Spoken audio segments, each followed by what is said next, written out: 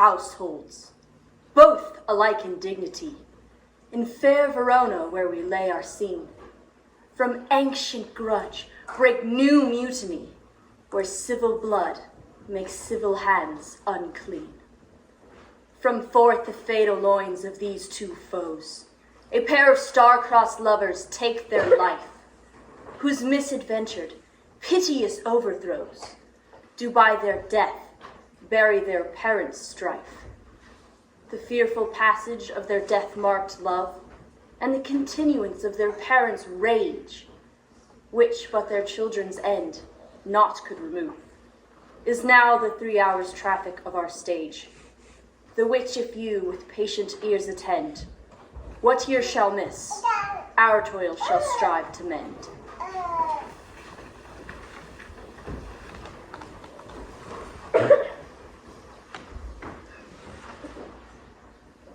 I strike quickly being moved. But thou art not quickly moved to strike.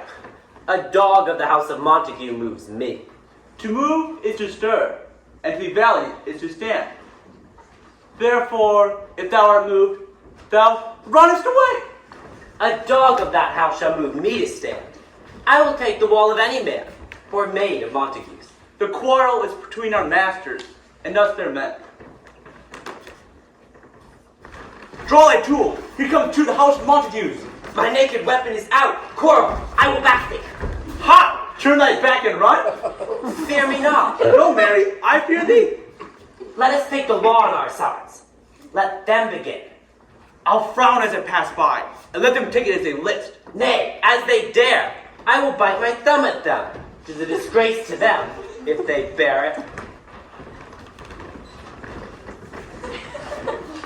Do you bite your thumb at us, sir? I do bite my thumb, sir. Do you bite your thumb at us, sir? Is the law on our side if I say I? No. No, sir. I do not bite my thumb at you, sir. But I do bite my thumb, sir. Do you quarrel, sir? Quarrel, sir? No, sir. If you do, sir, I am for you. I serve as good a man as you. No better. Well, sir. Say better, he comes for my master's kinsman. Yes, better, sir. You lie. Draw, if you be met. Gregory, remember thy swashing blow. Hard fools, grab your swords. You know not what you do. What? Art thou drawn among these heartless hinds? Turn thee, Benvolio. Look upon thy death. I do not keep the peace. Put up thy sword or manage it to part these men with me. What? Drawn and talk of peace? I hate the word as I hate hell. All Montagues and thee. Have at thee, coward. What noise is this? Give me my longsword. A crap, I'm calling for your sword. My sword, I say. Old Montague has come. Then flourishes his blade in spite of me. Now, villain, Capulet, hold me not. Let me go. No, sir, when does he come? Rebellious subjects, enemies to peace, profaners of this neighbor-stained steel. Will ye not hear? What ho, you men, you beasts, that quench the fire of your pernicious rage, where purple fountains issue from your veins. On pain of torture from those bloody hands, throw your mistempered weapons to the ground, and hear the sentence of your native prince. 3 civil brawls, bred of an airy word, by thee, old Capulet and Montague, have thrice disturbed the quiet of our streets, and made Verona's ancient citizens cast by their grave beseeming ornaments, to wield old partisans in hand, cankered with peace to part your cankered hate. If ever you disturb the quiet of our streets again, your lives shall pay the forfeit of the peace. For this time, all the rest depart away. You, Capulet, shall go along with me. Montague, come you this afternoon to know our further pleasure in this case, to our common judgment place. Once more, on pain of death, all men depart.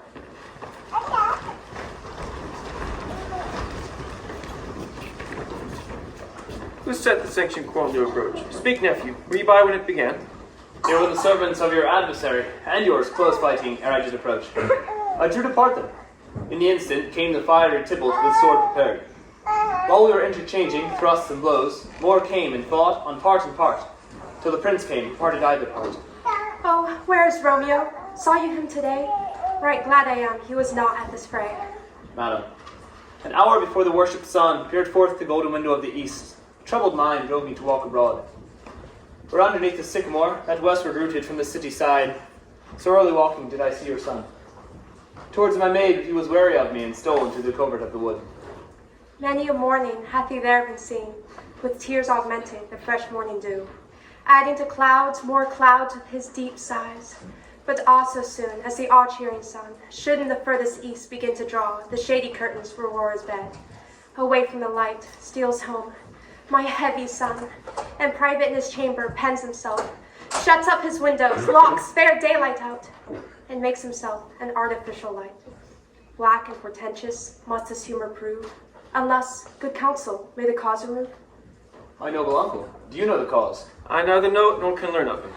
Have you importuned him by any means? Both for myself and many other friends, but he, his own affection's counselor, I will not say how true, to himself so secret and so close, as is the bud bit with an envious worm. If we could but learn from whence his sorrows grow, we would willingly give cure as know. See where he comes, so please you step aside. I'll know his grievance or be much denied. I would thou art so happy by this day to hear true stripped. Come, madam, that's the way.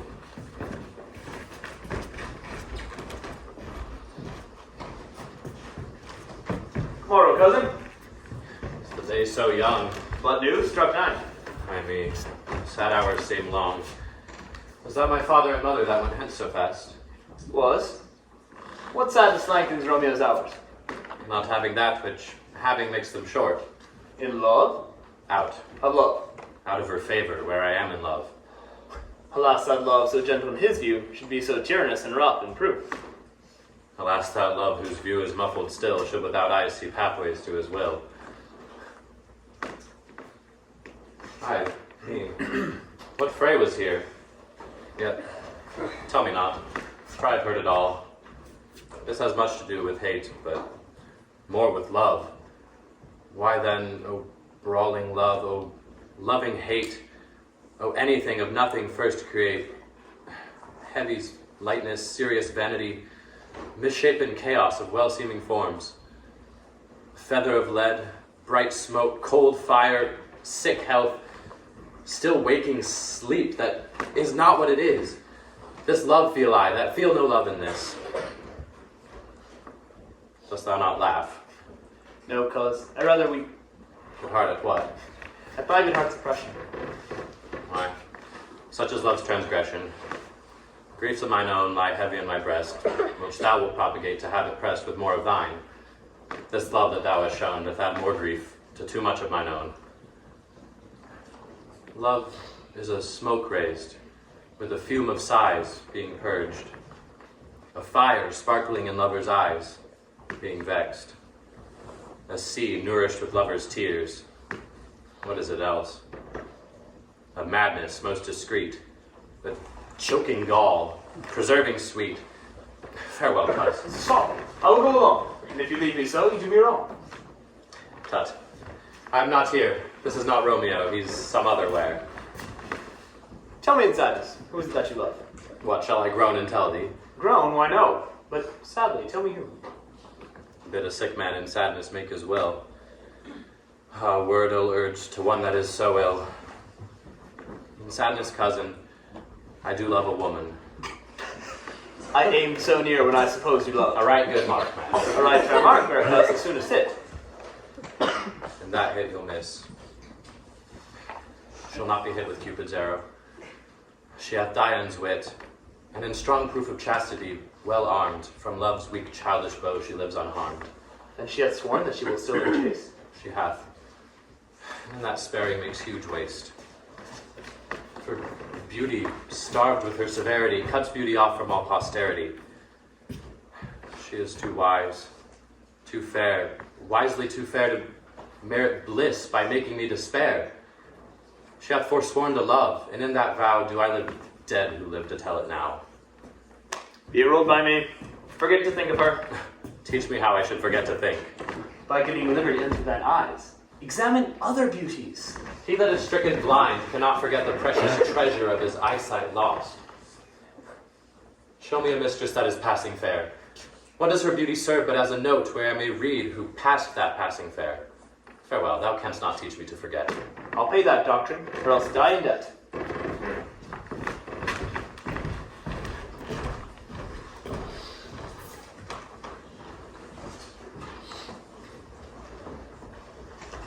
But Montague is bound as well as I, in penalty alike.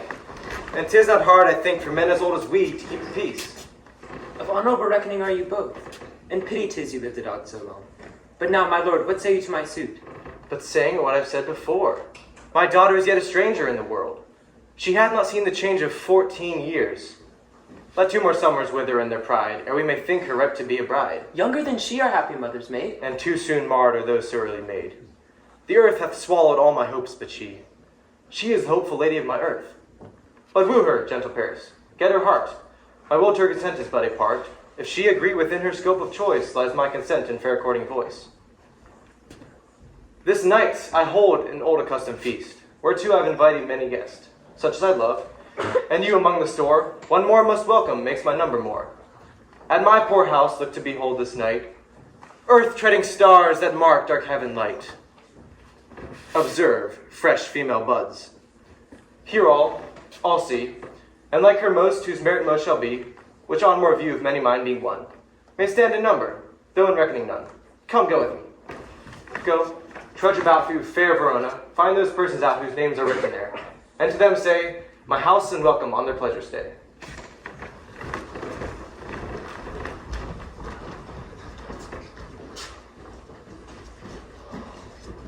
Tut, man. One fire burns out another's burning. One pain is lessened by another's anguish. Turn giddy, and be helped by backward turning. One desperate grief cures with another's languish. Take thou some new infection to thine eye, and the rank poison of the old will die. I pray, sir, can you read? I, mine own fortune in my misery. Perhaps you have learnt it without book, but I pray, can you read anything you see? I, if I know the letters and the language. Ye say honestly, rest you merry. Stay. I can read.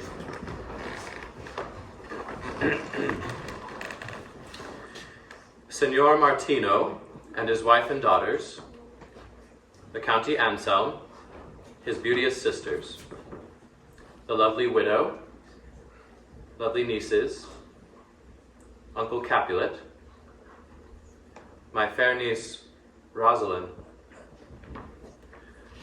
Cousin Tybalt, lively Helena. A fair assembly. Whither should they come? To supper, to our house. Whose house? My master is the great rich Capulet. And if you be not of the house of Montague, I pray, come and crush a cup of wine with us. Rest you merry. At the same ancient feast of Capulets sups the fair Rosalind, whom thou so lovest, with all the admired beauties of Verona.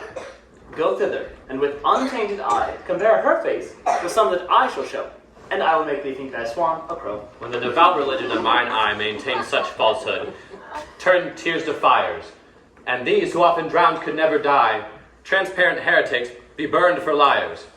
One fairer than my love, the all-seeing sun ne'er saw her match since first the world begun. Touch, you saw her fair, none else being by, herself, poised with herself, in either eye. But in those crystal scales, let there be weighed your lady's love against some other maid that I shall show shining at this feast. And she shall scan shows well, that now shows best. I'll go along, no such sight to be shown, but to rejoice in splendor of mine own. Nurse, where's my daughter? Call her forth to me. Now by my maidenhead at 12 years old, I bade her come. What lamb?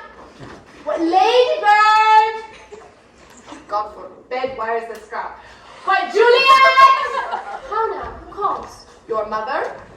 Madam, I am here. What is your will? This is the matter.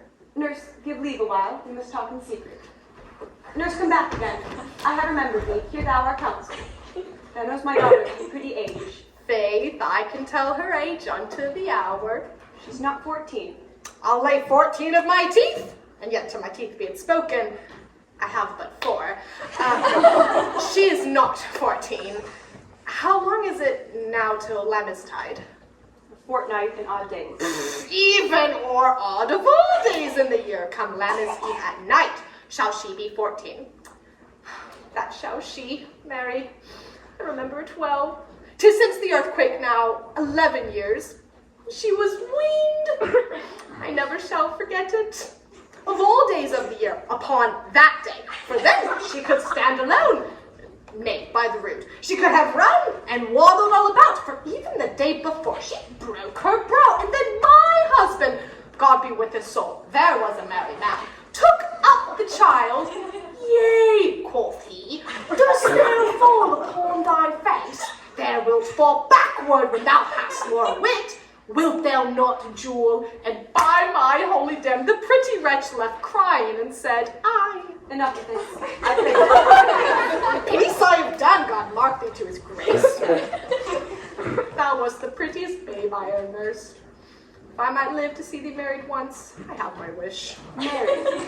That Mary is the very theme I came to talk of. Tell me, daughter Juliet, how stands your disposition to be married? It is an honor that I dream not of. Well, think of marriage now. Younger than you, here in Verona, ladies of esteem are made already mothers. By my count, I was your mother much upon these years that you are now a maid. Thus then, in brief, the valiant Paris seeks you for his love. A man! Lady, such a man is all the world. What say you? Can you love the gentleman? This night you shall behold him at our feast. Read o'er the volume of young Paris' face, and find delight writ there with beauty's pen. Examine every merry lineament, and see how one another lends content. What obscured in this fair volume lies, find written in the margin of his eyes.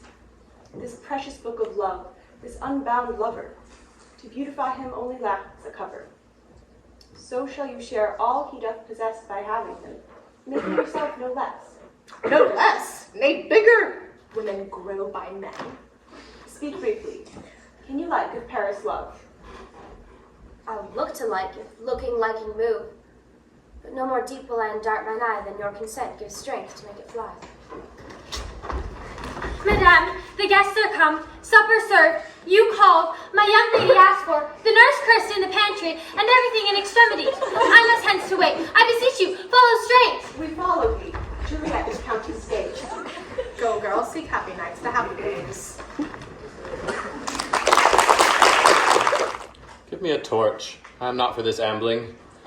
Being but heavy, I will bear the light. Nay, gentle Romeo, we must have you dance. Not I, believe me. You have dancing shoes with nimble soles. I have a soul of lead, so stakes me to the ground, I cannot move. You are a lover. Borrow Cupid's wings and soar with them above a common bound. Alas, I am too sore and pierced with his shaft to soar with his light feathers. And so bound, I cannot bound a pitch above dull woe. Under love's heavy burden do I sink. And to sink in it should you burden love. Too great oppression for a tender thing. Is love a tender thing? Alas, it is too rough, too rude, too bold, too boisterous. It pricks like a thorn. If love be rough with you, be rough with love. Prick love for pricking and you beat love down. Give me a case to put my visage in, a visor for a visor. Come, knock and enter. No sinner in, but every man be taken to his legs. A torch for me. Let wantons light of heart tickle the senseless rushes with their heels. For I'm proverbed with the grandsire phrase. I'll be a candle holder and look on. The game was ne'er so fair, and I am done. Come, we burn daylight, ho. Nay, that's not so. I mean, sir, in delay we waste our lights in vain, like lamps by day. Take our good meaning, for our judgment sits 5 times in that, ere once in our 5 wits. And we mean well in going to this mask, but 'tis no wit to go. Why, may one ask? I dreamed a dream tonight. And so did I. Well, what was yours? That dreamers often lie. In bed, asleep, where they do dream things true. Oh, then I see. Queen Mab hath been with you. I don't know, she's the fairy's midwife, and she comes in shape no bigger than an agate stone. And in this state she gallops night by night through lovers' brains, and then they dream of love. Or courtiers' knees who dream on courtesy straight, or lawyers' fingers who straight dream on fees, or ladies' lips who straight on kisses dream.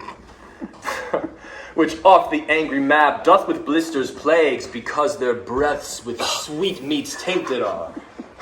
This is the hag when maids lie on their backs that presses them and learns them first to bear, making them women of good carriage. This is she. Peace, Mercutio. Thou talkest of nothing. Yeah, true. I talk of dreams, which are the children of an idle brain, begot of nothing but vain fantasy, which is as thin of substance as the air, and more inconstant than the wind. This wind you talk of blows us from ourselves. Supper is done, and we shall come too late. I fear too early. For my mind misgives some consequence yet hanging in the stars shall bitterly begin his fearful date with this night's revels, and expire the term of a despised life, closed within my breast by some vile forfeit of untimely death. But he that hath the steerage of my course, direct my sail. On, lusty gentlemen. Strike, drum.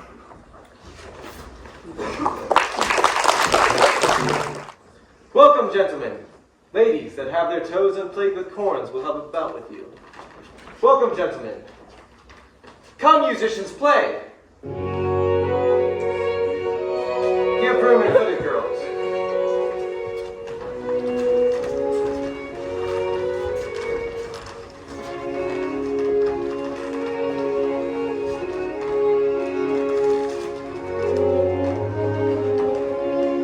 What lady is that who doth enrich the hand of yonder knight?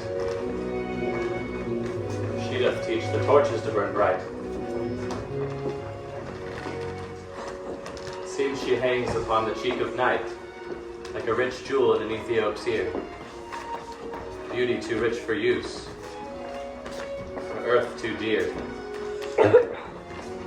So shows a snowy dove, trooping with crows, as yonder lady or her fellows shows. The measure done, I'll watch her place of stand, and touching hers make blessed my rude hand. Did my heart love till now, forswear its sight, for I ne'er saw true beauty till this night. This, by his voice, should be a Montague. What dares the slave come hither, covered with an antic face, to fleer and scorn at our solemnity? Now, by the stock and honor of my kin, to strike him dead I hold it not a sin. Why, how now, kinsman? Wherefore storm ye so? Uncle, this is a Montague, our foe, a villain that is hither come in spite to scorn at our solemnity this night. Young Romeo, is it? 'Tis he, that villain, Romeo. Content me, gentle cuz. Let him alone. He bears him like a portly gentleman.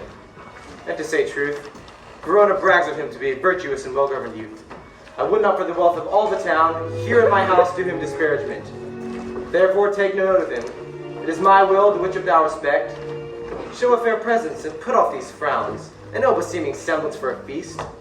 It fits with such a villain as a guest. I'll not endure him. He shall be endured. What, goodman boy? I say he shall. Go to. Am I the master here, or you? Go to. You'll not endure him? God shall mend my soul. You'll make a mutiny among my guests. You'll be the man? Why, uncle, 'tis a shame. Go to. You are a saucy boy. Isn't it so indeed? You must contrary me. Be quietor. More light. For shame, I'll make you quiet. Ah, what surely my heart.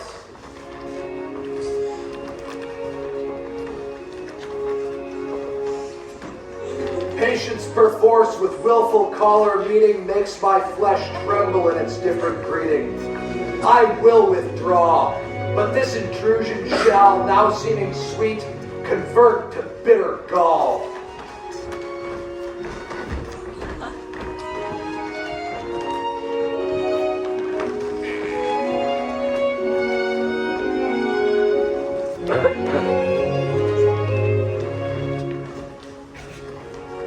If I profane with my unworthiest hand this holy shrine, the gentle fine is this: my lips, two blushing pilgrims ready stand, to smooth that rough touch with a tender kiss. Good pilgrim, you do wrong your hand too much, which manly devotion shows in this. For saints have hands that pilgrims' hands do touch, from palm to palm, as holy palmers is. Have not saints lips, and holy palmers too? Aye, pilgrim, lips that they must use in prayer. Well then, dear saint, let lips do what hands do. They pray, grant thou, lest faith turn to despair. Saints do not move, but grant for prayer's sake. Then move not, all my prayers' effect I take. Thus, from my lips, by yours, my sin is purged.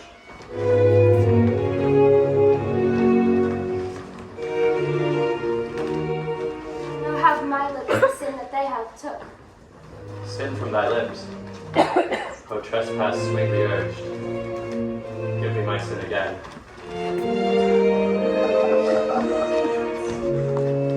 Kissed by the book. Madam, your mother craves a word with you. What is your mother? Married bachelor. Her mother is the lady of the house. And a good lady, wise and virtuous. I nursed her daughter that you talked with all. She a Capulet. Oh, dear account. Her life is my foe's dead. Away, be gone. The sport is at the best. So I fear, the more is my unrest. I thank you, honest gentlemen. Good night.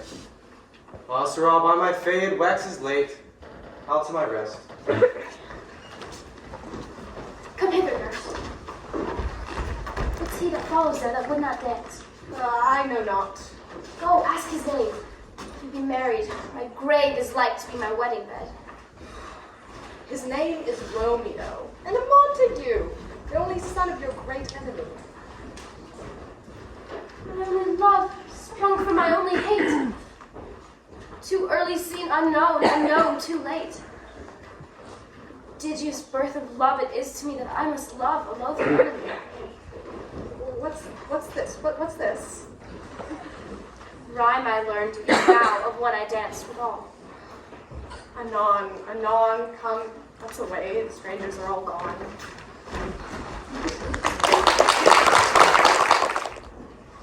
Now old desire doth in his deathbed lie, and young affection gapes to be his heir. That fair for which love groaned for and would die, with tender Juliet matched, is now not fair. Now Romeo is beloved, and loves again, alike bewitched by the charm of looks. But to his foe supposed he must complain, and she still loves sweet bait from fearful hooks. Being held a foe, he may not have access to breathe such vows as lovers used to swear. And she, as much in love, her means much less to meet her new beloved anywhere.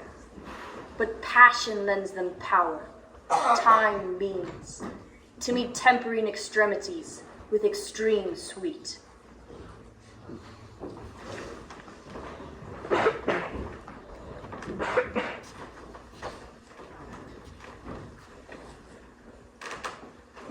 Shall I go forward when my heart is here?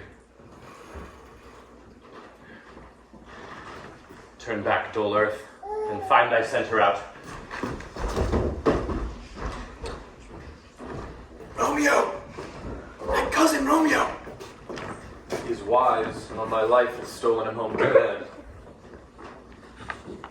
He ran this way. And leap, this sword should walk. Call good Mercutio. Nay, I'll conjure too. Romeo! Humors, madman, passion, lover. Appear thou in the likeness of a sigh. Speak but one rhyme, and I am satisfied. Cry but I me, pronounce but love, and dove. He heareth not, he stirreth not, he moveth not. The ape is dead, and I must conjure him. I conjure thee by Rosalind's bright eyes, by her high forehead and her scarlet lip, by her fine foot, straight leg, and quivering thigh, that in thy likeness thou appear to us. And if he hear thee, that will anger him. This cannot anger him. My invocation is fair and honest. And in his mistress's name I conjure only but to raise up him. Come, he hath hid himself among these trees to be consorted with the humorous night. Blind is his love, and best befits the dark. If love be blind, love cannot hit the mark. Romeo, good night. I'll to my truckle bed. This field bed is too cold for me to sleep. Come, shall we go? Go then, for 'tis in vain to seek him here, who means not to be found.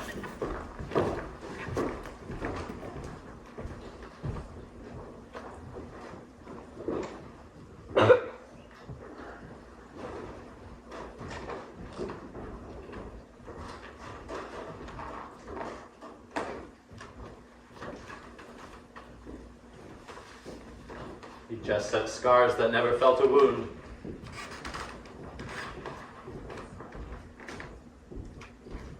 Soft. What light through yonder window breaks? It is the east, and Juliet is the sun. Arise, fair sun, and kill the envious moon, who is already sick and pale with grief that thou, her maid, art far more fair than she. Oh, it is my lady. It is my love. Oh, that she knew she were. She speaks, yet says nothing. What of that? Her eye discourses. I will answer. I am too bold. 'Tis not to me she speaks. Two of the fairest stars in all the heaven, having some business, did entreat her eyes to twinkle in their spheres till they return. Oh, see how she leans her cheek upon her hand. Would that I were a glove upon that hand, that I might touch that cheek. Ay me. Oh, she speaks. Oh, speak again, bright angel, for thou art as glorious to this night, being o'er my head as is a winged messenger of heaven. Romeo, Romeo, wherefore art thou Romeo? Deny thy father, and refuse thy name, or, if thou wilt not, be but sworn my love, and I'll no longer be a Capulet. Shall I hear more, or shall I speak at this? 'Tis but thy name that is my enemy. Thou art thyself, though, not a Montague. What's Montague? 'Tis neither hand, nor foot, nor arm, nor face, nor any other part belonging to a man. Oh, be some other name. What's in a name? That which we call a rose by any other name would smell as sweet. So Romeo would, were he not Romeo called, retain that dear perfection which he owes without that title. Romeo, doff thy name, and for that name which is no part of thee, take all myself. I take thee at thy word. Call me but love, and I'll be new baptized. Henceforth I never will be Romeo. What man art thou that thus bescreened in night so stumbles on my counsel? By a name, dear saint, I know not how to tell thee who I am. My name is hateful to myself, because it is an enemy to thee. Had I it written, I would tear the word. My ears have not yet drunk 100 words of that tongue's utterance, yet I know the sound. Are thee not Romeo de Montague? Neither, fair saint, if either thee dislike. How camest thou hither, tell me, and wherefore? The orchard walls are high and hard to climb, and the place death, considering who thou art, if any of my kinsmen should find thee here.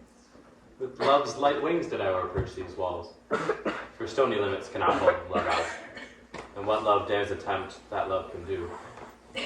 Therefore, thy kinsmen are no stop to me. If they do see thee, they will murder thee. Alack, there lies more peril in thine eye than in 20 of their swords. Look thou but sweet, that I am proof against their enmity. I would not for the world they saw thee here. I have night's cloak to hide me from their sight. And but thou love me, let them find me here. Life were better ended by their hate than death prolonged wanting of thy love. By whose direction foundst thou out this place? By love, who first did prompt me to inquire. He lent me counsel, and I lent him eyes. I am no pilot, yet wert thou as far as the vast shore washed with the farthest sea, I would adventure for such merchandise. Thou knowest the mask of night is on my face. Else would a maiden blush bepaint my cheek for that which thou hast heard me speak today. Fain would I dwell on form, and fain deny what I have spoke, but farewell confidence. Dost thou love me? I know thou wilt say aye, and I will take thy word. Yet, if thou swear, thou mayest prove false. At lovers' perjuries, they say, Jove laughs. Gentle Romeo, if thou dost love pronounce fearfully, or if thou think I'm too quickly won, I'll frown and be perverse, and say thee nay, so thou wilt woo, but else not for the world. In truth, Fair Montague, I am too fond, and therefore thou mayest think my behavior light. But trust me, gentlemen, I'll prove more true than those that have more cunning to be strange. I should have been more strange, I must confess, but that thou overheard, ere I was ware my true love's passion. Therefore pardon me, and do not impute this yielding to light love, which the dark night hath so discovered.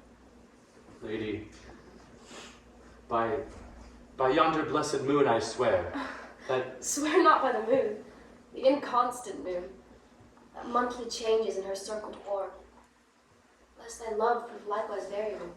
What then shall I swear by? Do not swear at all. Or, if thou wilt, swear by thy gracious self, which is the god of my idolatry. With my heart's dear love. I'll believe thee. Don't swear. Although I joy in thee, I have no joy in this contract tonight. It is too rash, too unadvised, too sudden. Too like the lightning which doth cease to be ere one can say it lightens. Sweet, good night.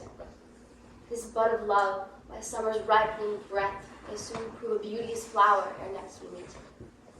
Good night. Good night. A sweet repose and rest come to thy heart as that within my breast.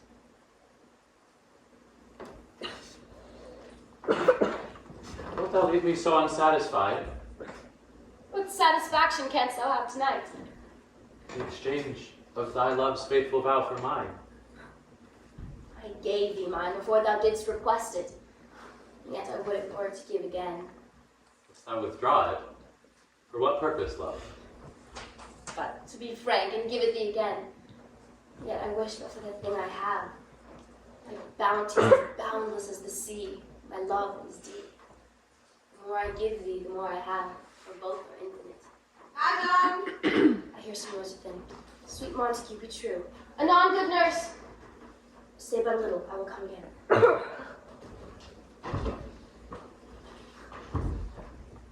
Oh, blessed, blessed night. Being but night, I am afeard this is all but a dream. Too flattering sweet to be substantial. 3 words, dear Romeo, and good night indeed. If thy bent of love be honorable, thy purpose marriage, send me word tomorrow by one that I'll procure to come to thee, where and what time thou wilt perform the rite, and all my fortunes at thy foot I'll lay, and follow thee, my lord, throughout the world. Madam! I come anon, but if thou mean'st not well, I do beseech thee. Madam! By and by I come, to cease thy suit and leave me to my grief. Tomorrow will I send. So thrive my soul. 1,000 times good night. 1,000 times the worse for want thy light.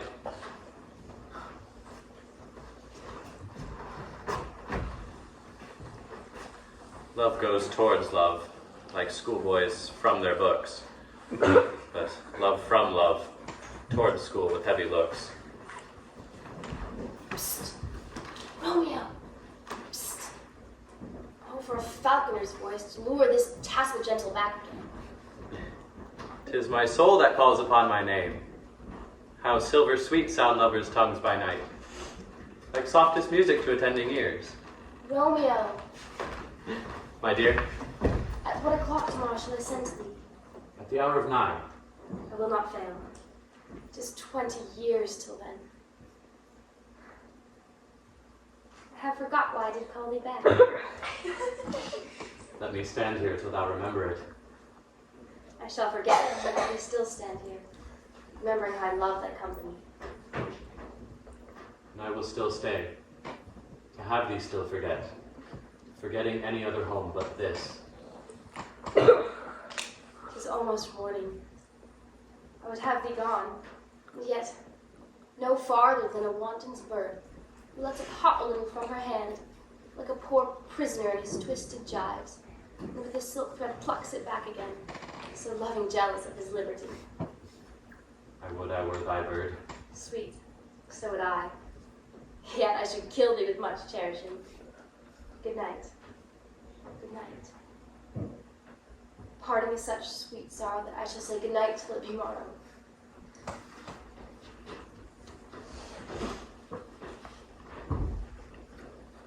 Sleep dwell upon thine eyes, peace in thy breast. Would I were asleep in peace, so sweet to rest. Hence I will go to my ghostly father's cell, his help to crave, and my dear hap to tell.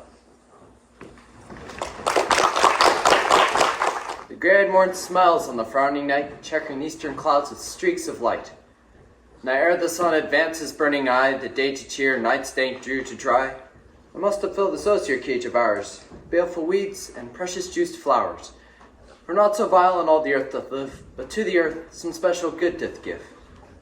Nor aught so good, but strain from that for use, revolts from true birth, stumbling on abuse.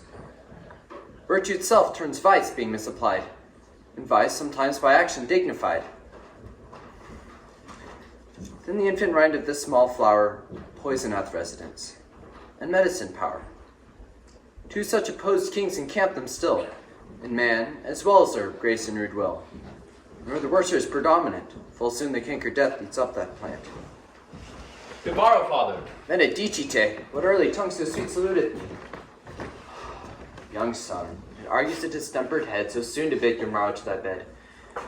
Care keeps his watch in every old man's eye, and where care lodges, sleep will never lie. Where unbruised youth with unstuffed brain doth couch his limbs, there golden sleep doth reign. Therefore, thy earliness doth me assure thou art aroused by some distemperature. Or if not so, then here I hit it right. Romeo hath not been in bed tonight. That last is true. The sweeter rest was mine. God pardon sin. Wast thou with Rosalind? Rosalind, my ghostly father? No. I've forgotten that name, and that name's woe. That's my good son. Where hast thou been then? I'll tell thee, ere thou ask it me again. I've been feasting with mine enemy, where on a sudden one hath wounded me, that's likewise by me wounded. Both our help within thy help and holy physic lies. I bear no hatred, blessed man, for lo, my intercession likewise steads my foe. Be plain, my son, and homely in thy drift. Riddling confession brings but riddling shrift. And plainly know, my heart's dear love is set on the fair daughter of rich Capulet. As mine is on hers, so hers is set on mine, and all combined save what thou must combine in holy marriage. When and where and how we wooed, we met and made exchange of vow, I'll tell thee as we pass. But this I pray, that thou consent to marry us today.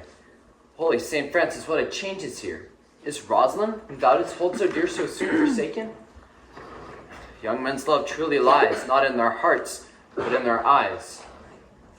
Thy son not yet thy sighs from heaven clears, thy old groans ring yet in my ancient ears. Lo, here upon thy cheek doth sit the stain of a tear that is not washed off yet. Fair thou wast thyself, and these woes thine. Thou and these woes were all for Rosalind. And art thou changed? Pronounce the sentence then. Women may fall when there's no strength in men. Thou chidst me off for loving Rosalind. For doting, not for loving, pupil mine. And bade me bury love. Not in a grave, to lay one in, another out to have. I pray thee chide not. She whom I love now doth grace for grace, and love for love allow. The other did not so. Oh, she knew well. Thy love did read by rote, but could not spell. Come, young waver, come. Go with me. In one respect, I'll thy assistant be. This alliance may so happy prove to turn your household's rancor to pure love. Let us hence, I stand on sudden haste. Wisely and slow, my son. They stumble that run fast.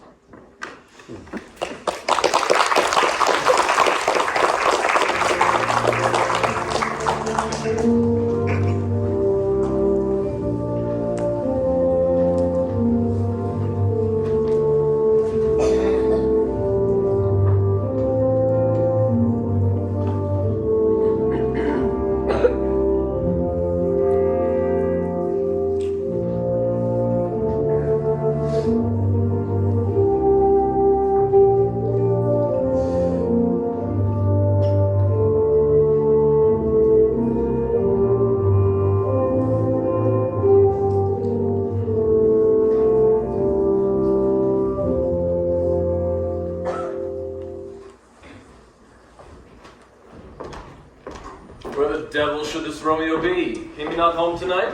Not to his fathers. I spoke with his men. That same pale, hard-hearted wench that Rosalind torments him so, that he will sure run mad. Tybalt, the kinsman of old Capulet, had sent a letter to his father's house. A challenge on my life. Romeo will answer it. Any man that can write may answer a letter. Nay, he will answer the letter's master. How he dared being dared. Alas, poor Romeo, he's already dead. Stabbed with a white wench's black eye. Shot through the ear with the love song. The very pin of his heart cleft with the blind bow boy's butt shaft. And is he a man to encounter Tybalt? Why, what is Tybalt? More than Prince of Cats, I can tell you. Oh, he's the courageous captain of compliments. He fights as you sing a prick song. Keeps time, distance, and proportion. A duelist. A gentleman of the very first house, of the first and second cause. Ah, the immortal passado, the punto verso, the height. The what? Oh, here comes Romeo, without his roe, like a dried herring. Flesh, how art thou fishified? Signor Romeo, the bonjour. There's a French salutation to your French slop. You gave us the counterfeit fairly last night. Good morrow to you both. What counterfeit did I give you? The slip. Sir, the slip. Can you not conceive? Pardon, good Mercutio. My business was great, and in a case as mine, a man may strain courtesy. That's as much as to say such a case as yours may constrain a man to bow in the hams. Meaning to courtesy. Thou hast most kindly hit it. A most courteous exposition. Nay, I am the very pink of courtesy. Pink for flower. Right. Well, then my pump is well flowered. Come between us, good Benvolio. My wits faint. Stop there. Here's goodly gear. A sail. Smock. God ye good morrow, gentlemen. God ye good den, fair gentlewoman. Is it good then? 'Tis no less. For the body hand of the dial is now upon the prick of noon. Out upon you! What a man are you? Gentlemen, can any of you tell me where I may find the young Romeo? I can tell you, but young Romeo will be older when you have found him than he was when you have sought him. I'm the youngest of that name, for fault of a worse. You say well? Yea, is the worse well. Very well took in faith. Wisely. Well, if you be he, sir, I desire some confidence with you. She will indict him to supper. Romeo, will you come to your father's will to dinner thither? I will follow you. Fare thee well, ancient lady. Farewell. Lady. Marry farewell! Pray you, sir, what saucy merchant was this that was so full of his whelpery? A gentleman, nurse, that loves to hear himself talk, and will speak more than in a minute than he will in a month. Well, if he say speak anything against me, I'll take him down. He will be lustier than he is with 20 such jacks. And if I cannot, pray I'll find those that shall. Scurvy knave! Pray you, sir, a word. Now, as I told ye, my young lady bade me inquire about what she bade me say. I will keep to myself. But first let me tell ye, if ye should lead her into a fool's paradise, as they say, for it were a very gross kind of behavior, as they say, for the gentlewoman is young, and therefore if ye should deal double with her, truly, it were an ill thing thing to be offered to any gentlewoman, and very weak dealing. Nurse, I protest unto thee, commend me to thy lady. Good heart, and in faith I will tell her as much. Lord, Lord, she will be a joyful woman. Thou dost not mark me, nurse. What wilt thou tell her? I will tell her, sir, that you do protest, which, as I take it, is a gentlemanlike offer. Bid her devise some means to come to Shrift this afternoon. And there she shall at Friar Lawrence's cell be shrived and married. Here's for thy pains. Oh, truly, sir, not a penny. Go to, I say you shall. This afternoon, sir? Well, she shall be there. And stay, good nurse, behind the abbey wall. There within the hour my man shall be with thee, and bring thee cords made like a tackled stair, which, to the high top gallant of my joy, shall be my secret convoy in the night. Farewell. Be trusty, and I'll quit thy pains. Commend me to thy mistress. God in heaven bless thee. Hark you, sir. What sayest thou, my dear nurse? Is your man secret? Did you ne'er hear say that two may keep counsel, putting one away? I warrant thee, my man's as true as steel. Well, sir, my mistress is the sweetest lady. Lord, it was a little prating thing. There is one nobleman in town, one Paris, who would fain lay knife aboard, but she, good soul, had as lief see a toad, a very toad as see him. I anger her sometimes when I tell her that Paris is the proper man, but I'll warrant you, when I say so, she looks as pale as any clout in the versal world. Commend me to thy lady. Aye, 1,000 times. The clock struck 9 when I did send the nurse, and in half an hour she promised to return. Now is the sun upon the highmost hill of this day's journey, and from 9 till 12 is 3 long hours, yet she has not come. Had she affections and warm, youthful blood, she would be as swift in motion as a ball, and my words would bandy her to my sweet love. 'Tis to me. Yet old folks, many feign as they were dead, unwieldy, slow, heavy, and pale as lead. Oh God, she comes. Good, sweet nurse. Oh Lord, why lookest thou so sad? Though the news be sad, yet tell them merrily. If thou shamest the mutinous, tell it to me with so sour a face. I am a weary, give me leave a while. Fie, how my bones ache. Short I've had. Would thou hadst my bones and I thy news. Nay, speak, good nurse, speak. Jesu, what haste! Can you not stay a while? Can you not see that I am out of breath? How art thou out of breath when thou hast breath to say to me that thou art out of breath? The excuse thou dost make in this delay is longer than the tale thou dost excuse. Tell me, is thy news good or bad? Answer to that. Say either, and I'll stay the circumstance. Let me be satisfied. Is it good or bad? Well, you have made a simple choice. You know not how to choose a man.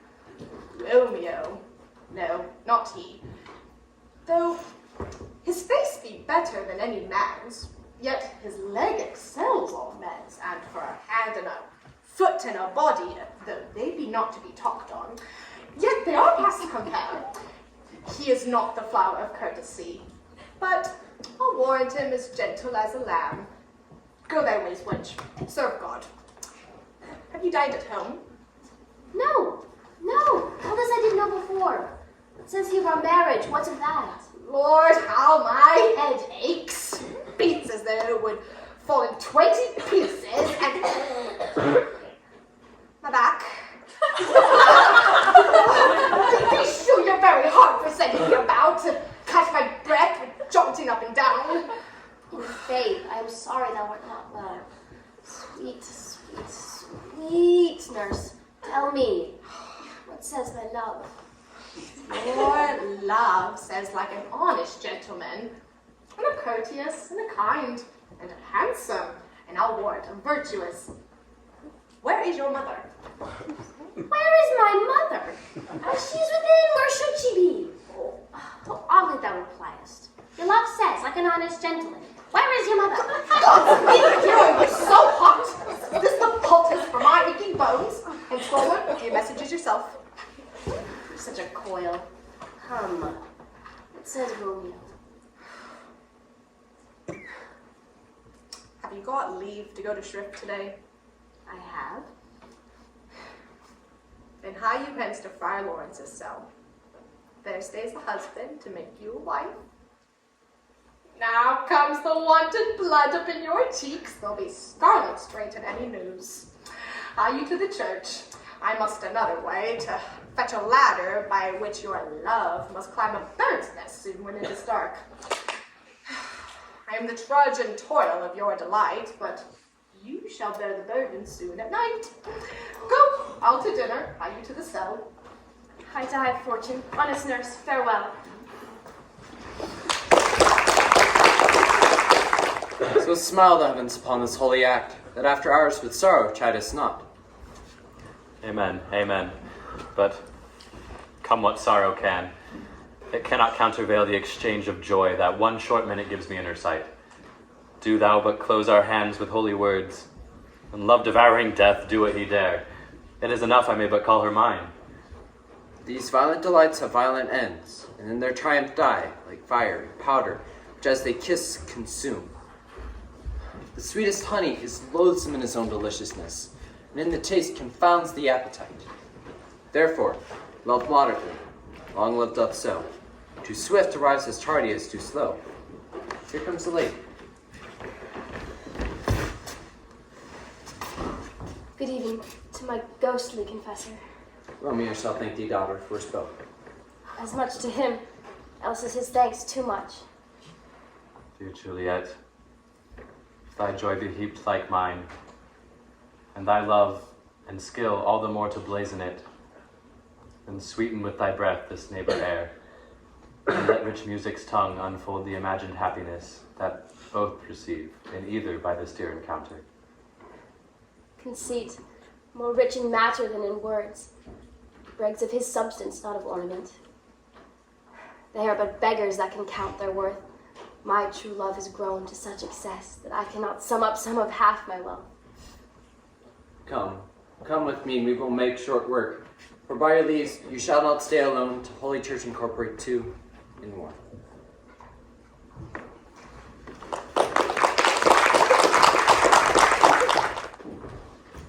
I pray thee, good Mercutio, let's retire. The day is hot, the Capulets abroad, and if we meet, we shall not escape the brawl. For now, these hot days, is my mad blood stirring. Thou art like one of those fellows that, when he enters the confines of a tavern, claps me his sword upon the table, and says, God send me no need of thee, and by the operation of the second cup draws it on the drawer, when indeed there is no need. Am I like such a fellow? Come. Thou art as hot a jack in thy mood as any in Italy, and as soon moved to be moody, and as soon moody to be moved. And what two? Nay, if there were two, we would have none shortly, for one would kill the other. Thou wilt quarrel with a man that hath a hair more or a hair less in his beard than thou hast. Thy head is as full of quarrels as an egg is full of meat. Thou hast quarrelled with a man for coughing in the street because he hath wakened thy dog that lay asleep in the sun. Didst thou not fall out with a tailor for wearing his new doublet before Easter, or with another for tying his new shoes with old ribbon? And yet that will tutor me from quarreling. By my head, here come the Capulets. By my heel, I care not. Gentlemen, good den, a word with one of you. And but one word with one of us, couple it with something, make it a word and a blow. You shall find me apt enough to that, sir, if you will give me occasion. Could you not take some occasion without giving? Mercutio, thou consortest with Romeo. Consort! What? Dost thou make us minstrels? If thou make minstrels of us, look to hear nothing but discourse. Here's my fiddlestick, here's it shall make you dance, zounds consort. We talk here in the public haunt of men. Either withdraw into some private place and reason coldly of your differences, or else depart. Here all eyes gaze on us. Men's eyes were made to look, and let them gaze. I will not budge for no man's pleasure, I. Well, peace be with you, sir. Here comes my man. But I'll be hanged, sir, if he wear your livery. Marry, go before to field, he'll be your follower. Your worship in that sense may call him man. Romeo, the hate I bear thee can afford no better term than this. Thou art a villain. Tybalt, the reason that I have to love thee doth much excuse the appertaining rage to such a greeting.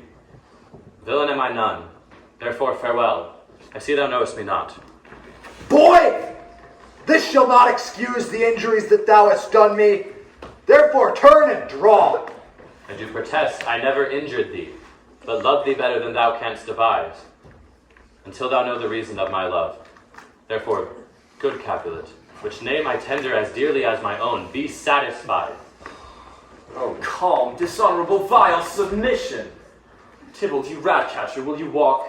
What wouldst thou have with me? Good king of cats, nothing but one of your 9 lives. That I mean to make bold withal, and as you shall use me hereafter, drive eat the rest of the 8. Will you pluck your sword out of its pitcher by the ears? Make haste, lest mine be about your ears, and be out. I am for you! Gentle Mercutio, put thy rapier up. Come, sir, your passado. Benvolio, draw, beat down their weapons. Gentlemen, for shame, forbear this outrage. Tybalt, Mercutio, the prince has expressly forbidden banding in Verona streets. Hold, Tybalt. Hold, good Mercutio. I'm hurt! A plague on both your houses, I am sped! Now is he gone and hath nothing? Fetch a surgeon. Courage, man, the hurt cannot be much. No, 'tis not so deep as a well, nor so wide as a church door, but 'tis enough! 'Twill serve. Ask for me tomorrow, and you shall find me a brave man. And peppered, I warrant, for this world. A plague on both your houses! Why the devil came you between us? I was hurt under your arm. I thought all for the best. Help me into some house, Benvolio, I shall faint. I am peppered, I warrant, I have it. I am worms meat of me, I have it, and sell me to your houses!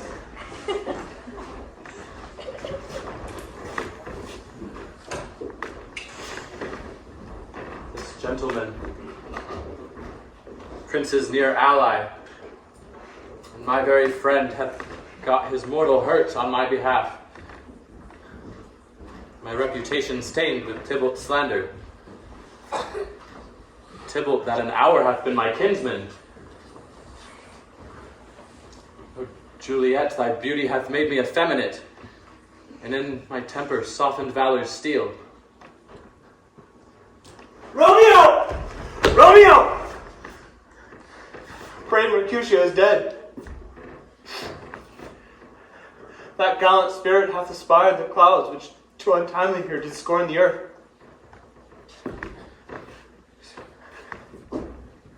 Is it even so? This day's black fate on more days doth depend. This but begins the woe. Others must end. Here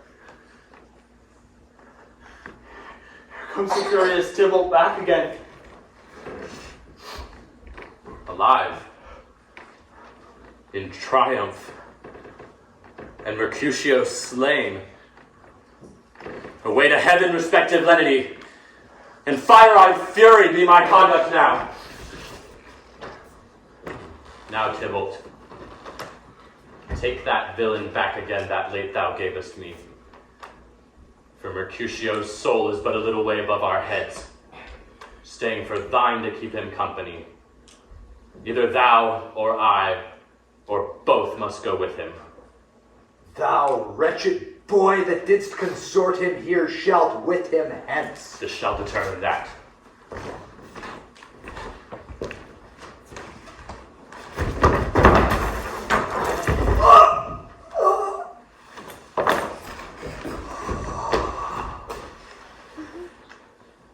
Romeo! Romeo, away! Be gone! The citizens are up, and Tybalt slain! Stand not amazed, the prince will duly death if thou art taken! Hence, be gone! Away! I am fortune's fool. Why dost thou stay?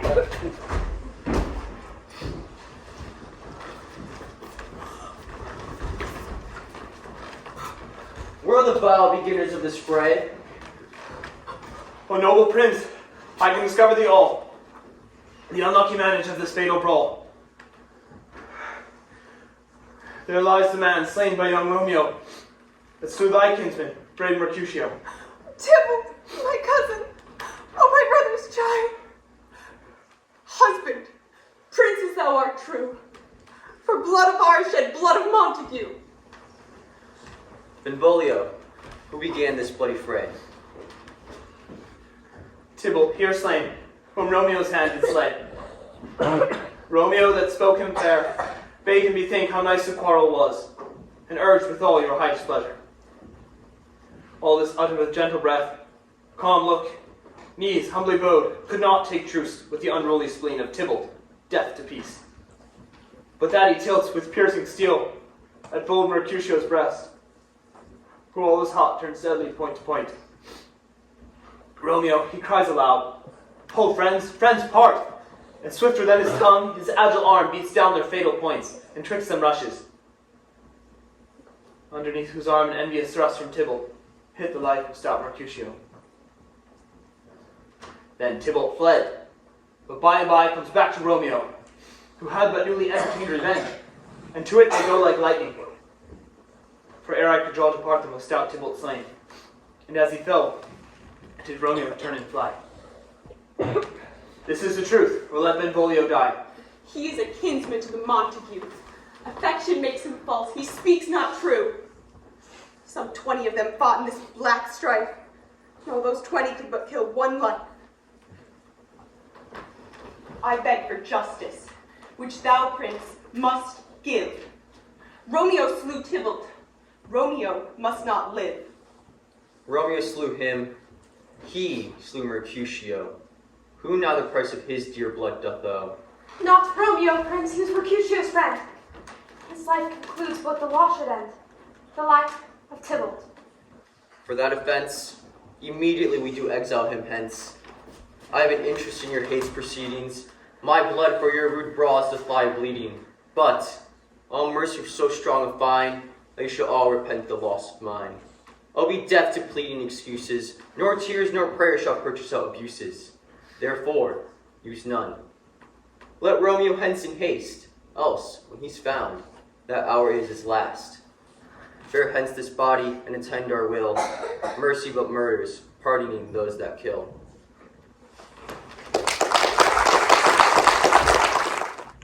Spread thy close curtain, love performing night, that runaway's eyes may wink, and Romeo leap to these arms, untalked of and unseen. Lovers concede to do their amorous rites by their own beauties. Or, if love be blind, it best agrees with night. Come civil night, thou sober-suited matron, all in black, and learn me how to lose a winning match played for a pair of stainless maidenhoods. Come, gentle night. Come, Romeo, come thou day and night. But thou wilt lie upon the wings of night, like new snow upon a raven's back. Come, night. Come, gentle night. Give me my Romeo. And when he shall die, take him and cut him out in little stars. And he will make the face of heaven so fine that all the world will be in love with night and pay no worship to the garish sun. No. I have bought the mansion of a love, but not possessed it. Though I am sold, not yet enjoyed. So tedious is this day, as is the night before some festival to an impatient child that hath new robes and may not wear them. Here comes my nurse. She brings news, and any tongue that speaks but Romeo's name speaks heavenly eloquent. Now, nurse, what news? What hast thou there, the cords that Romeo did thee fetch? I am the cords. I mean, what news? Why dost thou wring thy hands? Oh, well a day. He's dead. We are undone, lady. We are undone. Alack the day. He's gone. He's killed. He's dead. Can heaven so envious? Romeo can, though heaven cannot. Oh, Romeo, Romeo. Who would have thought it, Romeo? What devil art thou that dost torment me thus? This torture should be roared in dismal hell. Hath Romeo slain himself? If he be slain, say aye, or if not, no. Brief sounds determine my weal or woe. I saw the wound. I saw it with mine eye here on his manly breast. God save the mark. A piteous corpse. A bloody, piteous corpse. Pale.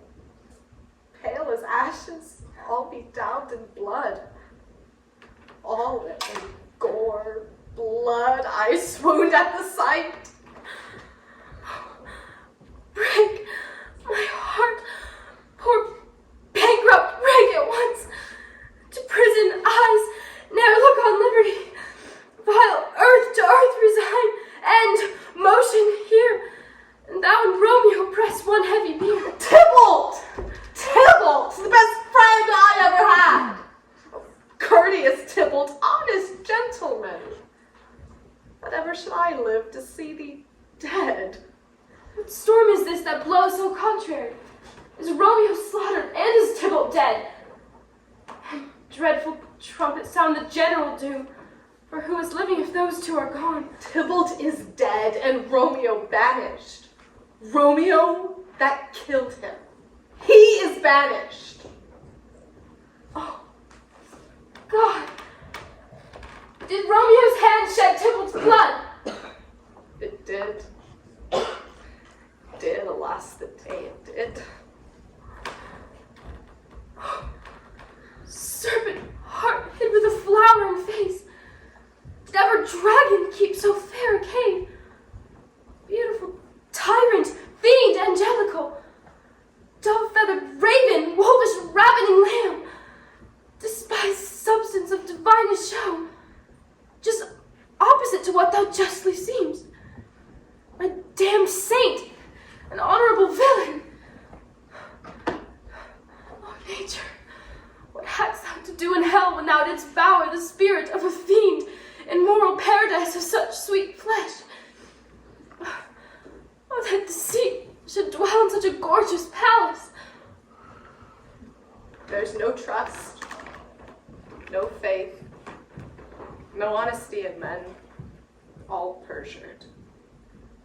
These griefs, these woes, these sorrows make me old. Shame come to Romeo. Blistered be thy tongue for such a wish. He was not born to shame. Upon his brow shame is ashamed to sit. For 'tis a throne where honor may be crowned sole monarch of the universal earth. What a beast was I to chide at him. You speak well of him that killed your cousin. Shall I speak ill of him that is my husband?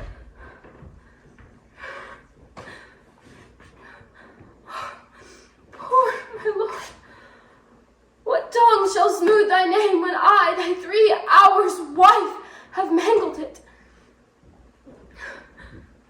But wherefore, villain, didst thou kill my cousin? That villain cousin would have killed my husband. Back, foolish tears, back to your native spring. Your tributary drops belong to woe, which you, mistaking, offer up to joy. My husband lives that Tybalt would have slain, and Tybalt is dead that would have slain my husband.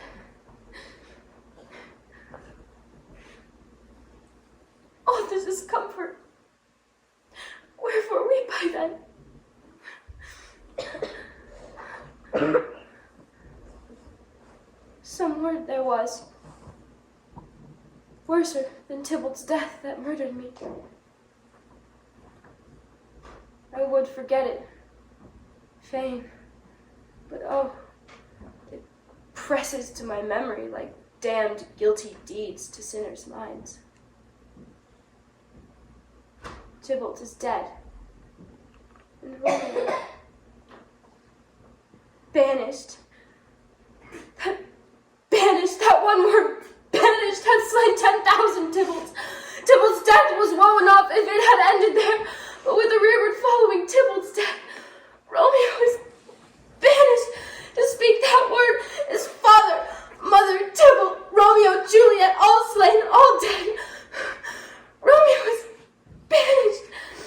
There is no end, no limit, measure, bound in that word's death. No words can that woe sound.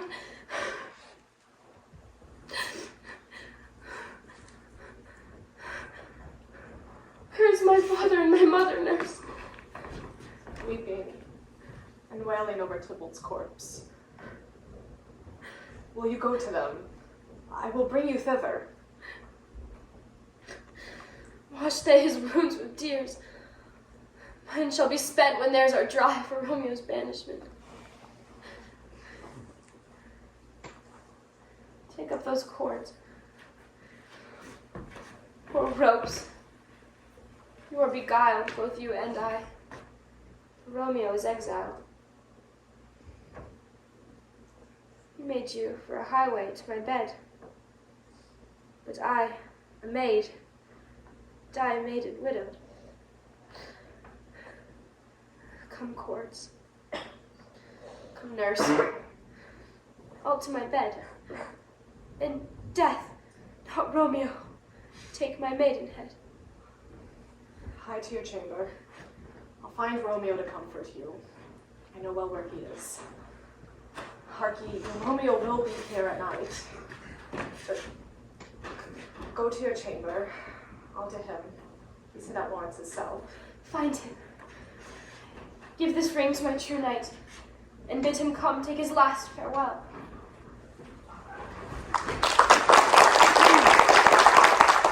Father, what news?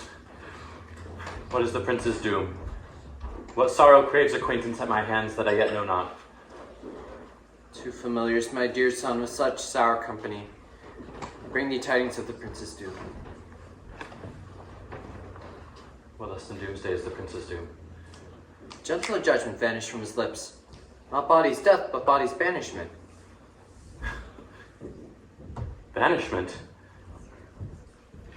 Be merciful, say death. For exile hath more terror in his look, much more than death. Do not say banishment.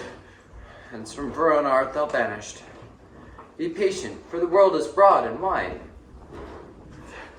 There is no world without Verona's walls. Purgatory, torture, hell itself. Thou cutt'st my head off with a golden axe and smiles upon the stroke that murders me.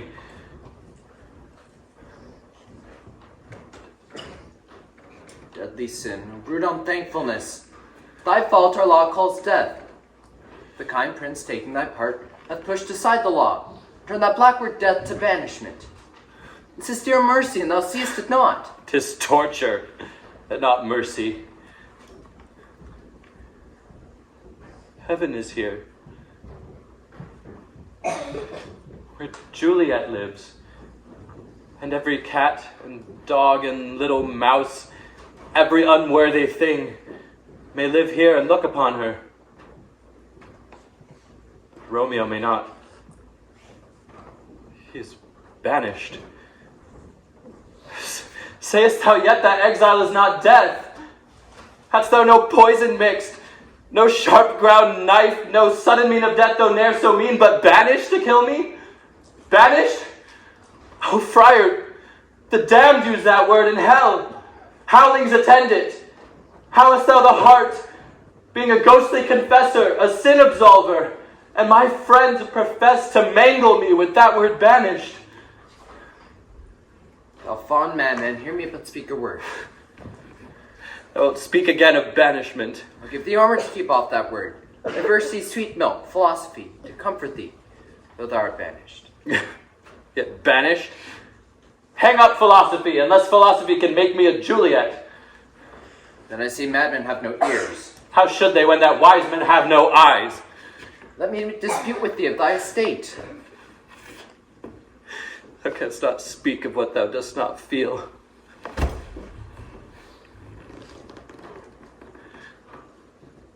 Wert thou as young as I, Juliet thy love, an hour but married, Tybalt murdered. Doting like me, and like me banished, then mightst thou speak. Then mightst thou tear thy hair and fall upon the ground as I do now, taking the measure of an unmade grave. Arise, will not. Good Romeo, hide thyself. Not I, unless the breath of heart-sick groans mist-like enfold me from the search of eyes. Hark, how they knock. Who's there? Stand and run to my study. By and by. God's will, what simpleness is this? I come. Who knocks so hard? Whence come you? What's your will? Let me come in and you shall know my errand. I come from Lady Juliet. Welcome then. Tell me, Holy Friar, where is my lady's lord? Where is Romeo? There on the ground, with his own tears made drunk. He is even in my mistress's case. Just in her case. Oh, woeful sympathy. Piteous predicament. Even so lies she. Blubbering and weeping, weeping and blubbering.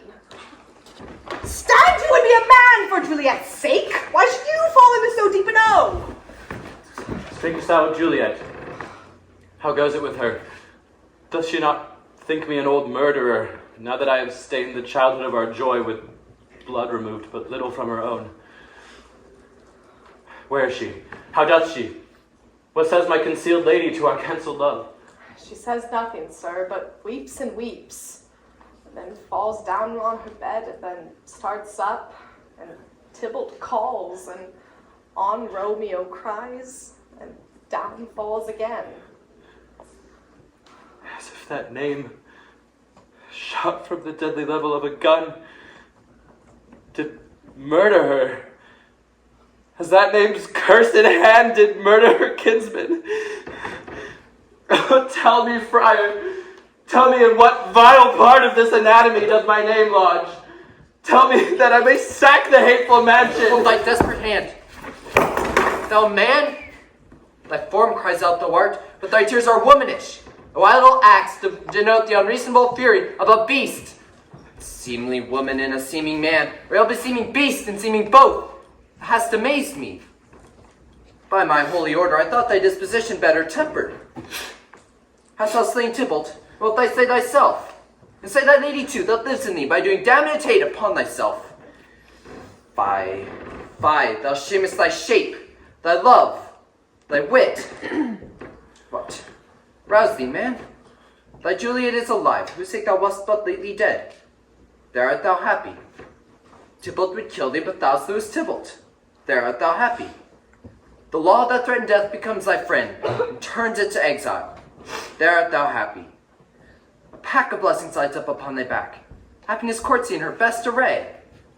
Like a misbehaved and sullen wench, thou pottest about thy fortune and thy love. Take heed, for such thy miserable. Go, get thee to thy love as was decreed.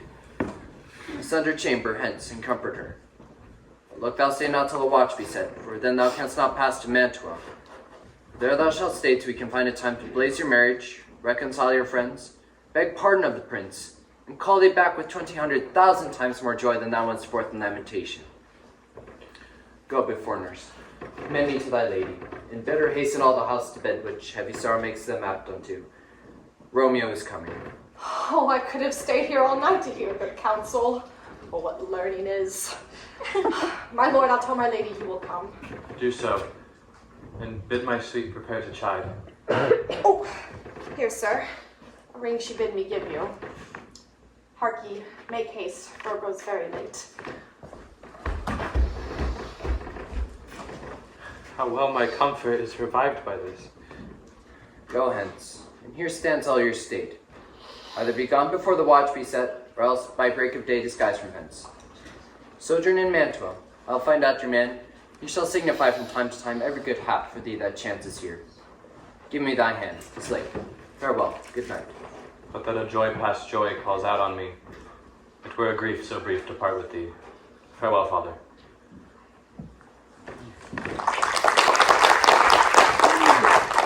Things have fallen out, sir. So unluckily that we've had no time to move our daughter. Look here. She loved her kinsman Tybalt dearly, and so did I. 'Tis very late. She'll not come down tonight. I pray you, but for your company.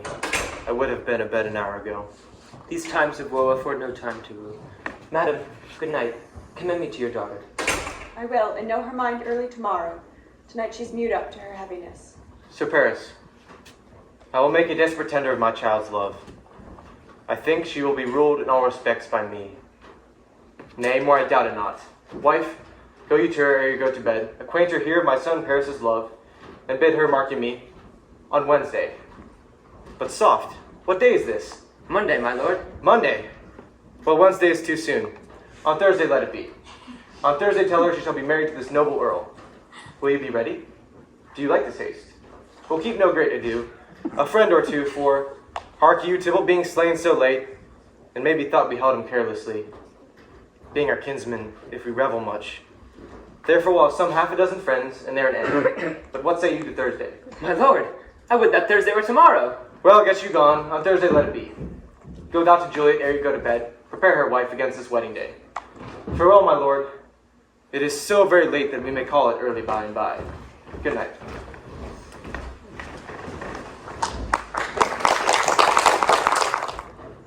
Wilt thou be gone? It is not yet near day. It was the nightingale and not the lark that pierced the fearful hollow of thine ear. It was the lark, the herald of the morn. Look, love, what envious streaks do lace the severing clouds. I must be gone and live, or stay and die. Yon light is not daylight. I know it, It is some meteor which the sun exhales, to be to thee a torchbearer and light thee on thy way to Mantua. Therefore stay yet, so needs not to be gone. Let me be taken. Let me be put to death. I am content, so thou wilt have it so. I'll say yon grey is not the morning's eye. 'Tis but the pale reflex of Cynthia's brow. Nor that is not the lark whose notes do beat the vaulty heaven so high above our heads. I have more care to stay than will to go. Come, death, and welcome. Juliet wills it so. Let's talk. It's not day. It is. It is. I hence be gone away. It is the lark that sings so out of tune, straining her harsh discords and unpleasing sharps. Some say the lark makes sweet division. It be not so, for she divideth us. Therefore, be gone, more light and light it grows. More light and light, more dark and dark our woes. Madam. Nurse, your lady mother is coming to your chamber. The day is broke. Be wary, look about. The window let day in and life out. Farewell. One kiss, and I'll descend.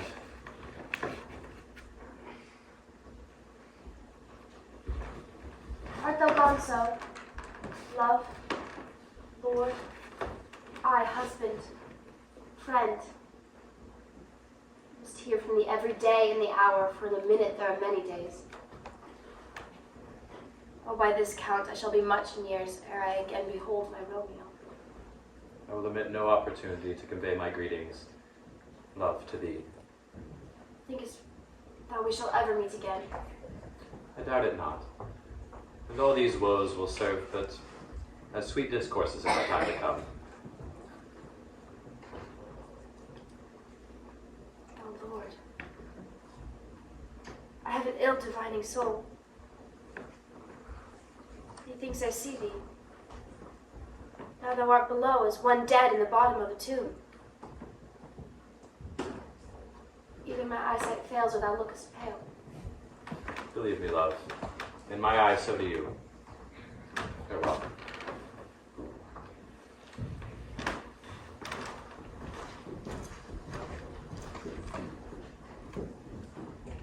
Fortune. Fortune. All men call thee fickle.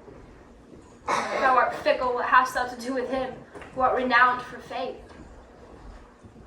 Be fickle, Fortune, for then I hope thou wilt not keep him long, but send him back. Daughter, are you up? Who is it that calls? Is it my lady mother? Is she not down so late, or up so early? What unaccustomed cause procures her hither? Why, how now, Juliet? Madam, I am not well. Evermore weeping for your cousin's death. What? Wilt thou wash him from your grave, his grave with your tears? If thou couldst not make him live. Therefore have done. Some grief shows much love, but much of grief shows still some want of wit. Yet let me weep for such a feeling loss. Well, girl, thou weepest not so much for his loss, as that the villain lives which slaughtered him. What villain, madam? That same villain, Romeo. Villain and he be many miles asunder. God pardon him. I do, with all my heart. And yet, no man like he doth grieve my heart. That is because the traitor murderer lives. Indeed. But from the reach of these my hands, would none but I might venge my cousin's death. We will have vengeance for it, fear thou not. Then weep no more. I'll send to one in Mantua, where that same banished runagate doth live. Shall give him such an unaccustomed dram that he shall soon keep Tybalt company. And then I hope thou wilt be satisfied. Indeed, I never shall be satisfied with Romeo until I behold him dead. Is my poor heart for a kinsman vexed? Madam, if you could but find out a man to bear poison, I would temper it, that Romeo should, upon receipt thereof, soon sleep in quiet. Oh, how my heart abhors to hear him named and cannot come to him, to wreak the love I bore my cousin upon his body that murdered him. Find thou the means, and I'll find such a man. But now, I'll tell thee joyful tidings, girl. Joy comes well at such a needful time as this. What are they, I beseech your ladyship? Well, thou hast a careful father, child, one who, to put thee from thy heaviness, has sorted out a sudden day of joy, that thou expectest not, nor I looked not for. Madam, in happy time, what day is that? Married, my child, early this Thursday morn, the gallant, young, and noble gentleman, the County Paris, at St. Peter's Church shall happily make thee there a joyful bride. Now by St. Peter's Church and Peter too, he shall not make me there a joyful bride. I wonder at this haste, that I must wed ere he that should be husband comes to woo.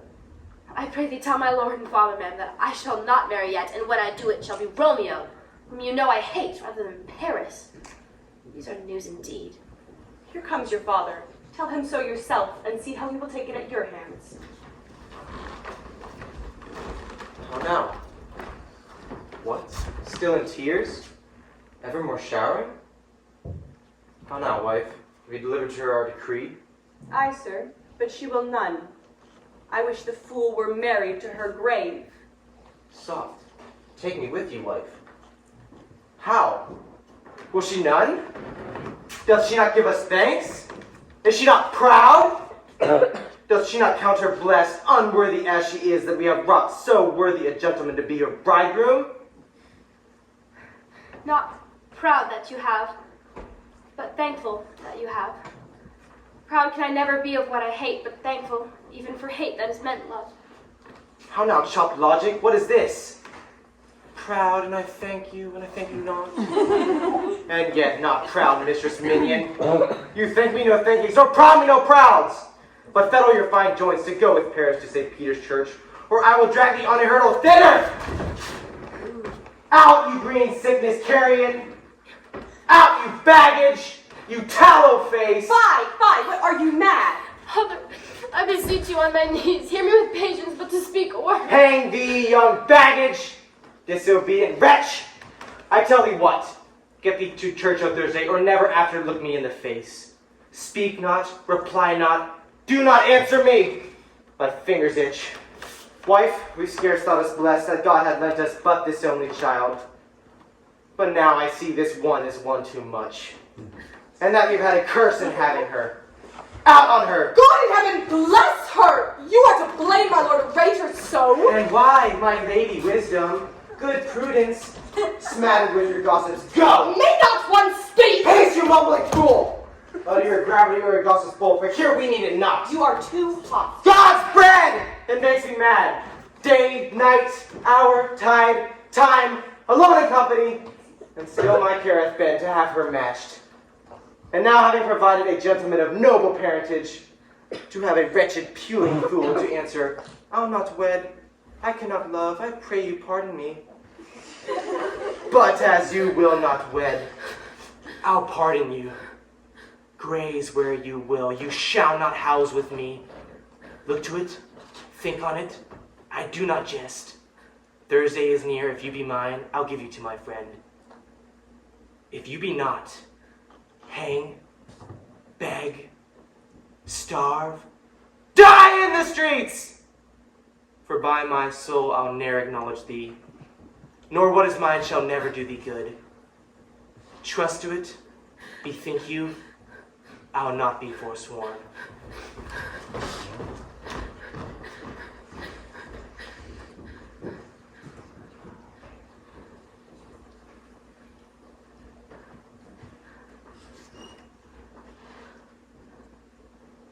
Is there no pity sitting in the clouds which sees into the bottom of my grief? Sweet my mother, cast me not away. Delay this marriage for a month, a week. But if thou wilt not make that bridal bed the dim monument where Tybalt lies. Talk not to me, for I'll not speak a word. Do as thou wilt, for I am done with thee.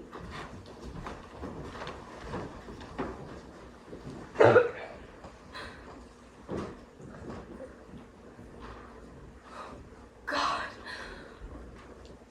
Oh, nurse, how shall this be prevented?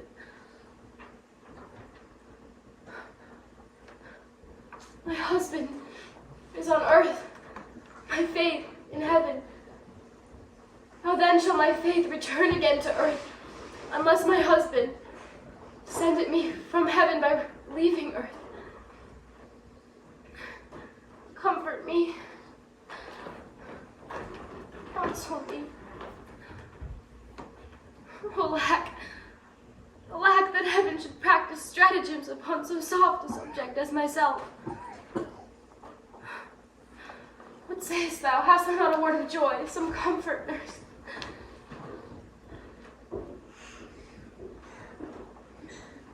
Okay. Here it is.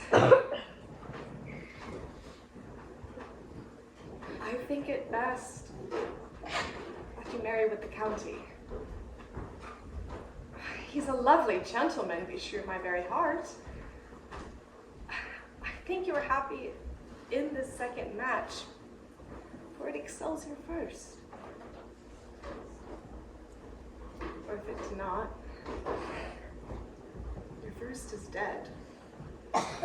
Or 'twere as good he were as living here, and you no use of him. Speakest thou from thy heart? And from my soul too, or else be sure them both. Amen. What?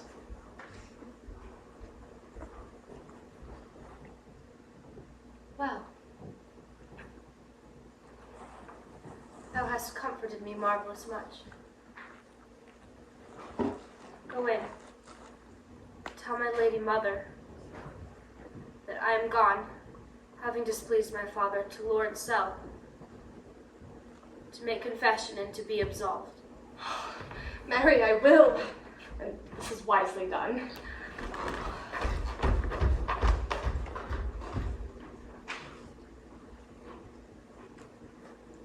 Ancient damnation.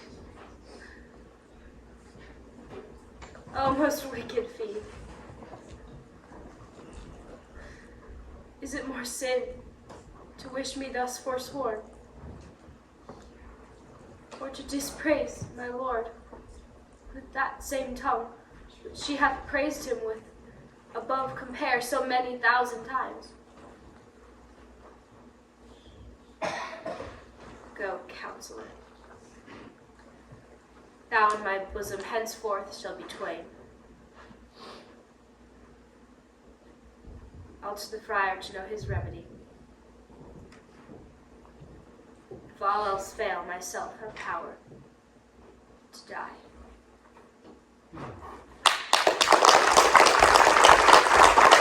On Thursday, sir. The time is very short. My father Capulet will have it so, and I am nothing slow to slack his haste. You say you do not know the lady's mind. Uneven is the course. I like it not. Immoderately she weeps for Tybalt's death, and therefore have I little talked of love, for Venus smiles not in a house of tears. Now, sir, her father counts it dangerous that she doth give her sorrow so much sway, and in his wisdom hastes our marriage, to stop the inundation of her tears, which, too much minded by herself alone, may be put from her by society. Now do you know the reason of this haste? I would I knew not why it should be slowed. Look, sir, here comes the lady toward myself. Happily met, my lady and my wife. That may be, sir, when I may be a wife. That may be, must be love on Thursday. What must be, shall be. Come you to make confession to this father? To answer that, I should confess to you. Do not deny to him that you love me. I will confess to you that I love him. So will ye, I am sure, that you love me. If I do, sir, it will be of more price being spoke behind your back than to your face. Poor soul, thy face is much abused with tears. The tears have gotten small victory by that, for it was bad enough before their spite. Thou wrongst it, more than tears, with that report. It is no slander, sir, which is truth. And what I spake it to my face. Thy face is mine, and thou hast slandered it. It may be so, for it is not mine own. Are you at leisure, Holy Father, now, or shall I come to you at evening mass? My leisure serve me, pensive daughter, now. My lord, we must entreat the time alone. God shield I should disturb devotion. Juliet, early on Thursday will I rouse thee. Till then, adieu. Keep this holy kiss. Shut the door. When thou hast done so, come weep with me. Past hope, past cure, past help. Juliet, I already know of thy grief. It strains me past the compass of my wits, and I hear thou must. Nothing may prevent it. On Thursday next be married to this county. Tell me not, O Friar, what thou hearest of this, unless thou tell me how I may prevent it. If in thy wisdom thou canst give no help, do thou but call my resolution wise, and with this knife I will help it presently. God joined my heart and Romeo's, thou our hands, and ere this hand, by thee to Romeo sealed, shall be the label to another deed. Or my true heart with treacherous revolt turned to another, this shall slay them both. Therefore, what of thy long experience, time, give me some present counsel. Or behold, twixt me and my extremes, this bloody knife shall play the umpire, arbitrating that, which the commission of thy years in art could to no issue of true honor bring. Be not so long to speak, I long to die if what thou speakest speak not of remedy. Hold, daughter. I do spy a kind of hope which creates us desperate in execution, so that is desperate which we could prevent. If, rather than to marry county Paris, thou hast the strength and will to slay thyself, then it is likely thou would undertake a thing like death, that couldst with death himself to escape from it. If thou darest, I'll give thee remedy. Bid me leap from battlements of yonder tower, or walk in thievish ways, or bid me lurk where serpents are. Chain me with roaring bears, or hide me with a dead man in his shroud. Things that, to hear them told, have made me tremble. And I'll do it without fear or doubt, to live an unstained wife to my sweet love. Hold then. Go home. Be merry. Give consent to marry Paris. Wednesday is tomorrow. Tomorrow night, look thou lie alone, let not thy nurse lie with thee in thy chamber. And take thou this phial, being then in bed, and the distilled liquor drink thou off. Then presently through thy veins shall run a cold and drowsy humor. No pulse shall keep its native progress, but surcease. No breath, no warmth shall testify thou livest. Roses in thy lips and cheeks shall fade to paly ashes. Thy eyes, when those fall, like when death shuts up the day of life. Each part, deprived of supple movement, shall stiff, stark, and cold, appear like death. And in this borrowed likeness of shrunk death, thou shalt continue 42 hours, and then awake, as from a pleasant sleep. Now when the bridegroom in the morning comes, there art thou dead. Then, as the manner of the country is, in thy best array, thou shalt be borne to the same ancient vault where all the kindred of the Capulets lie. In the meantime, against thou shalt awake, shall Romeo by my letters know of our drift, and hither shall he come, and he and I will watch the hour of thy waking, and that very night shall Romeo bear thee hence to Mantua. And this shall free thee from thy present shame, if no inconstant toy, nor womanish fear abate thy valor in the acting it. Give me, but tell me not of fear. Hold then, go home, be strong and prosperous in this resolve. I'll send a friar with speed to Mantua with letters to thy lord. Lord, give me strength, and strength shall help afford. Farewell, dear father.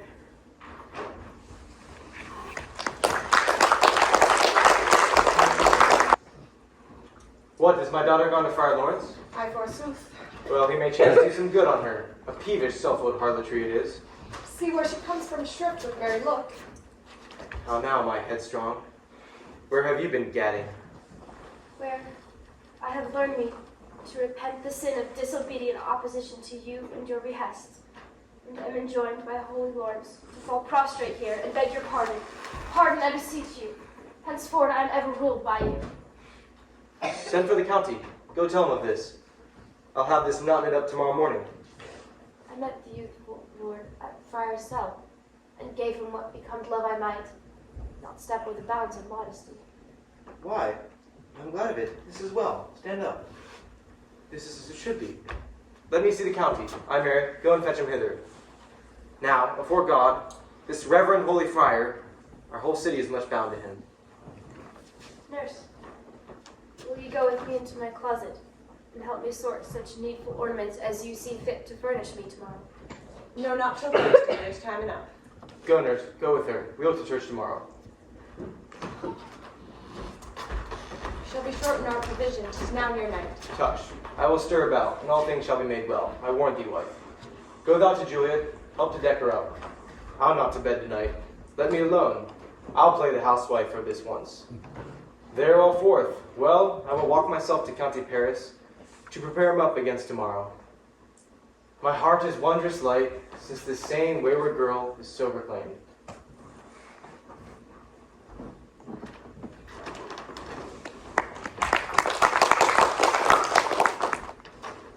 Aye, nurse. Those tires are best. But I pray thee, leave me to myself tonight. For I have need of many origins to move the heavens to smile upon my state, which, well thou knowest, is cross and full of sin. What, are you busy? Need you my help? No, madam. We have culled such necessaries as are behooveful for our state tomorrow. So please you let me now be left alone, and let the nurse this night sit up with you, for I'm sure you have your hands full all in this so sudden business. Good night. Get thee to bed and rest, for thou hast need.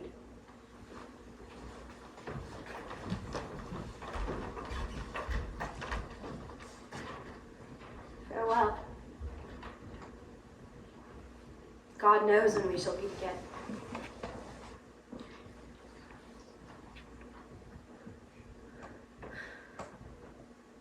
I have a faint, cold fear thrills through my veins that almost freezes up the heat of life.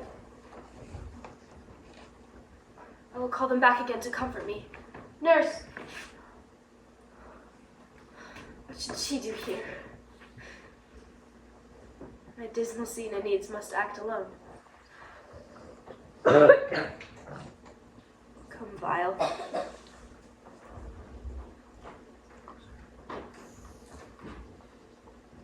What if this mixture do not work at all? Shall I be married then tomorrow morning? Or what if it be a poison, which the friar suddenly hath ministered to have me dead, lest in this marriage he should be dishonored, because he married me before to Romeo? I fear it is, and yet methinks it should not, for he hath still been tried a holy man.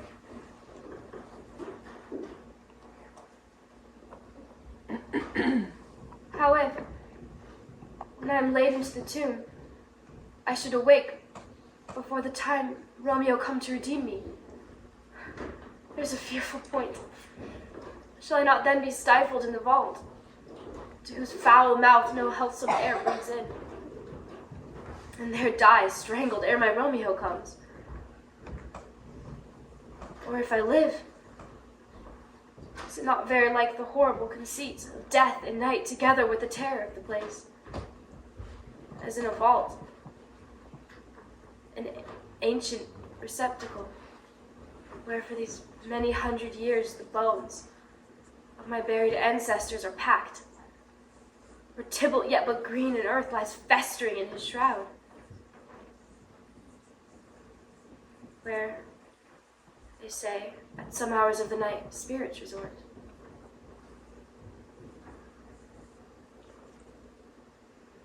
Look. Oh, look, methinks I see my cousin's ghost, seeking out Romeo that did spit his body upon a rapier's point. Stay, Tybalt, stay!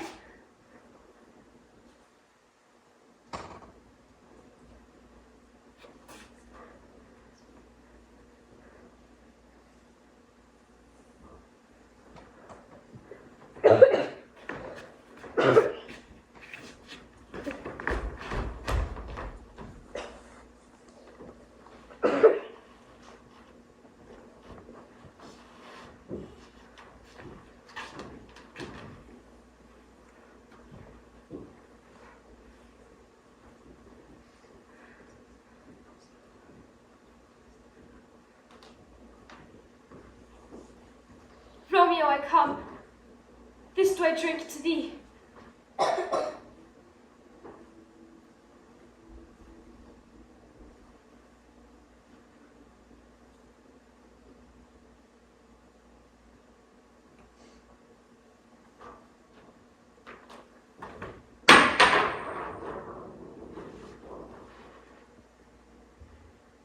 Come, stir!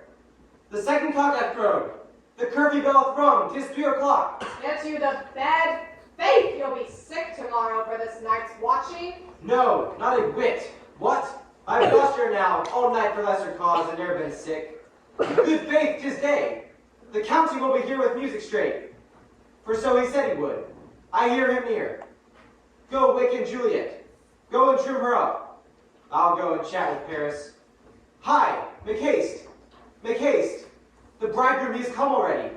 Make haste, I say.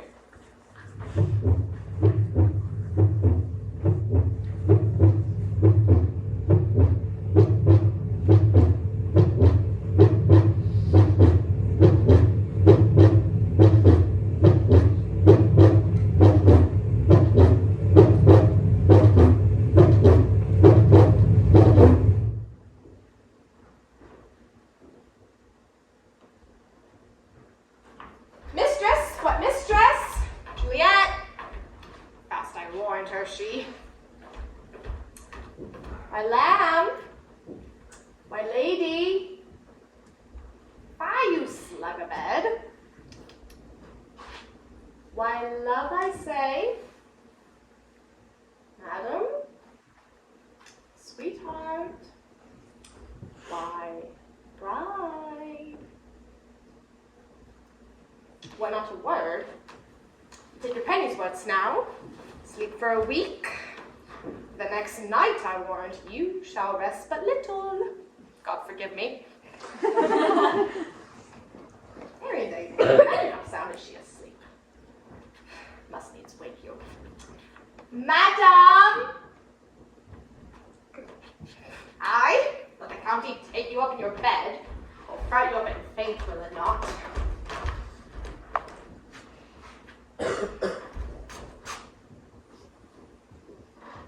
What? Rest? With your clothes? Down again? Must needs wake you. Lady! Lady! Lady!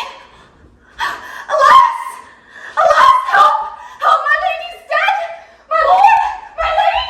What noise is here? Oh, look, miserable day! What's the matter? Look! Look! Oh, happy day!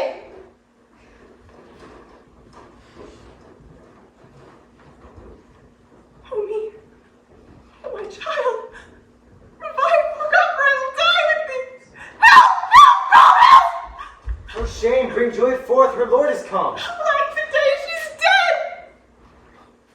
Let me see her. Out to last. She's cold. Death lies on her like an untimely frost upon the sweetest flower of all the field. Oh, lamentable day. A woeful time. Death hath taken her hence to make me wail, ties up my tongue, and will not let me speak. Come, is the bride ready to go to church? Ready to go, but never to return. Oh, son, the night before thy wedding day, hath death laid with thy wife. There she lies, flower as she was, deflowered by him. Death is my son-in-law. Death is my heir. I will die and leave him all. Life, living, all his deaths. Have I thought long to see this morning's face? Doth it give me such a sight as this? Accursed, unhappy, wretched, hateful day! Most miserable hour that e'er time saw in lasting labor of his pilgrimage. Beguiled, divorced, wronged, spited, slain, most detestable death by thee beguiled. Despised, distressed, hated, martyred, killed. Uncomfortable time, why camest thou now? To murder our solemnity? My child is dead, and with my child, my joys are buried. Peace, for shame. Confusion's cureless, not least confusions. Heaven and yourself have pardoned this matter. Now heaven hath done, and all the better is it for the maid. Your partner you could not keep from death, but heaven keeps its part in eternal life. The most you sought was her promotion, for 'twas her heaven she should be advanced. And weep you now, seeing she is advanced above the clouds, as high as heaven itself? In this love you love your child so ill, that you run mad, seeing she is well. She's not best married that lives married long, but she's best married that dies married young. Dry up your tears, stick your rosemary on this fair corpse, and as the custom is, in her best array, bear her to church. For though fond nature bids us lament, yet nature's tears are reason's merriment. All things that we ordain festival turn from their office to black funeral. Our instruments to melancholy bells, our wedding cheer to a sad burial feast, our solemn hymns to sullen dirges change, our bridal flowers serve for a buried corpse, and all things change them to the contrary. Well, sir, go you in, and madam, go with him, and go, Sir Paris. Everyone prepare to follow this fair corpse into her grave. Heavens do lower upon you for some ill. Move them no more by crossing their high will.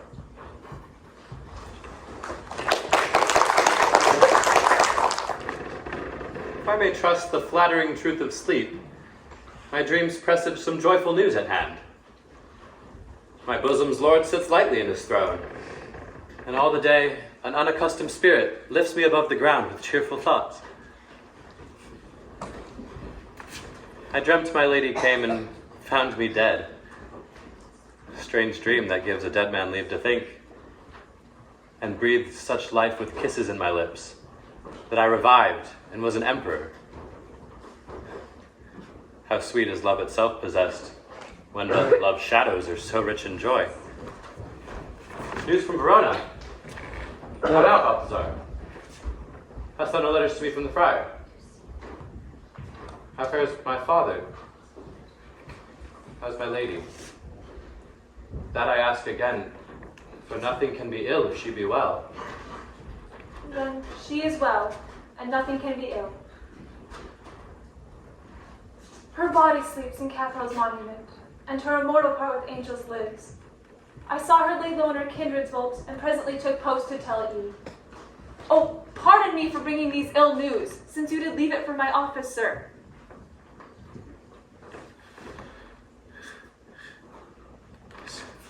Is it even so?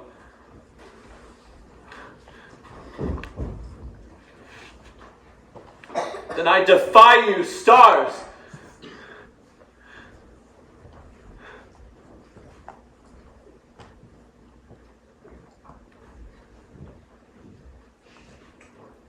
Thou knowest my lodging. Get me ink and paper, and hire post horses. I will hence tonight. I do beseech you, sir, have patience. Your looks are pale and wild, and do import some misadventure. Tush, thou art deceived. Get thee gone. Hast thou no letters to me from the friar? No, my good lord. No matter. Away. I'll be with thee straight.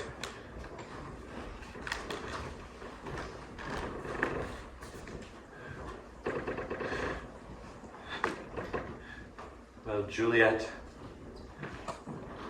I will lie with thee tonight. Let's see for means.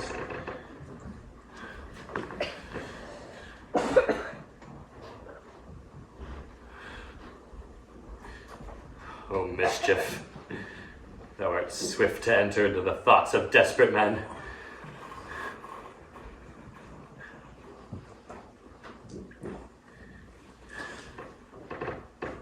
I do remember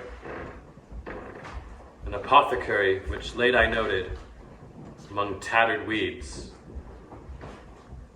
Meager were his looks. Sharp misery had worn him to the bone. Noting this penury, to myself I said, and if a man did need poison, whose sale is present death in Mantua, here lives a caitiff wretch would sell it him. The same thought did but forerun my need, and this same needy man must sell it me. As I remember it, this should be the house. Being but holiday, the beggar's shop is shut. What ho, apothecary! Apothecary!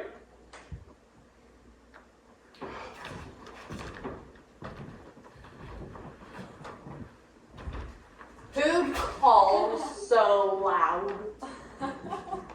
Come hither, man. I see that thou art poor. Hold.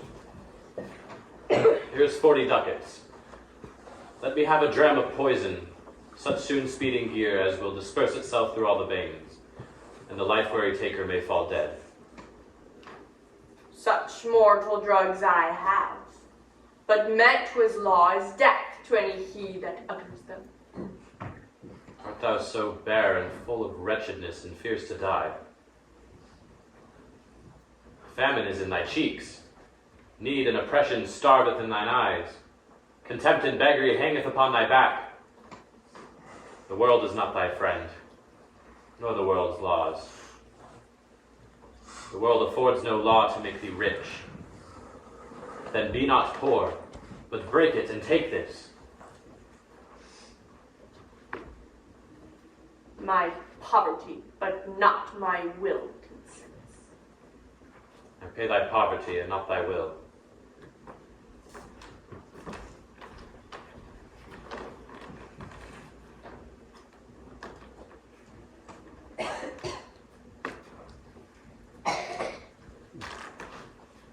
Put this in any liquid thing you will, and drink it off. And if you had the strength of 20 men, it would dispatch you straight.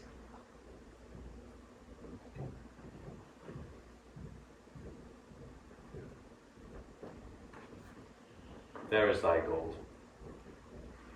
Worse poisons to men's souls than these poor compounds that thou mayest not sell. I sold thee poison. Thou hast sold me none. Farewell. Get thyself in flesh by food.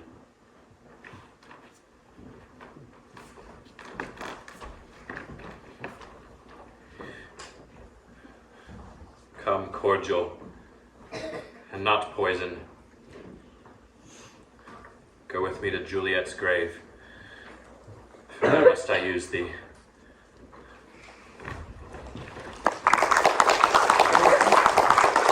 This same should be the voice of Friar John, his letter. Going to find one of our order to associate me in the city visiting the sick. The searchers of the town, suspecting we both were in a house where the infectious pestilence did reign, sealed up the doors and would not let us forth, so that my speed to Mantua there was stayed. Who bare my letter then to Romeo? I could not send your letter, nor find a messenger to bring it thee, so fearful were they of infection. Unhappy fortune! That letter was not nice, but full of charge of dear import, and the neglecting it may do much danger. Now must I to the monument alone. Within 3 hours will fair Juliet awake, and she will assure me much that Romeo hath no notice of these accidents. But I will ride again to Mantua, and keep her at my cell till Romeo come. Poor living corpse, closed in a dead man's tomb.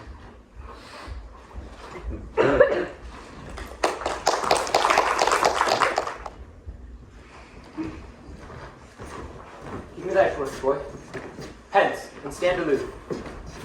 Yet, put it out, for I would not be seen. Under yon yew trees lay thee all along, holding thine ear close to the hollow ground. So shall no foot upon the churchyard tread, being loose, unfirm with digging up of graves, but thou shalt hear it. Whistle then to me, as signal that thou hearest something approach. Give me those flowers. Do as I bid thee, go. I am almost afraid to stand aloof. Here in the churchyard, yet I will adventure.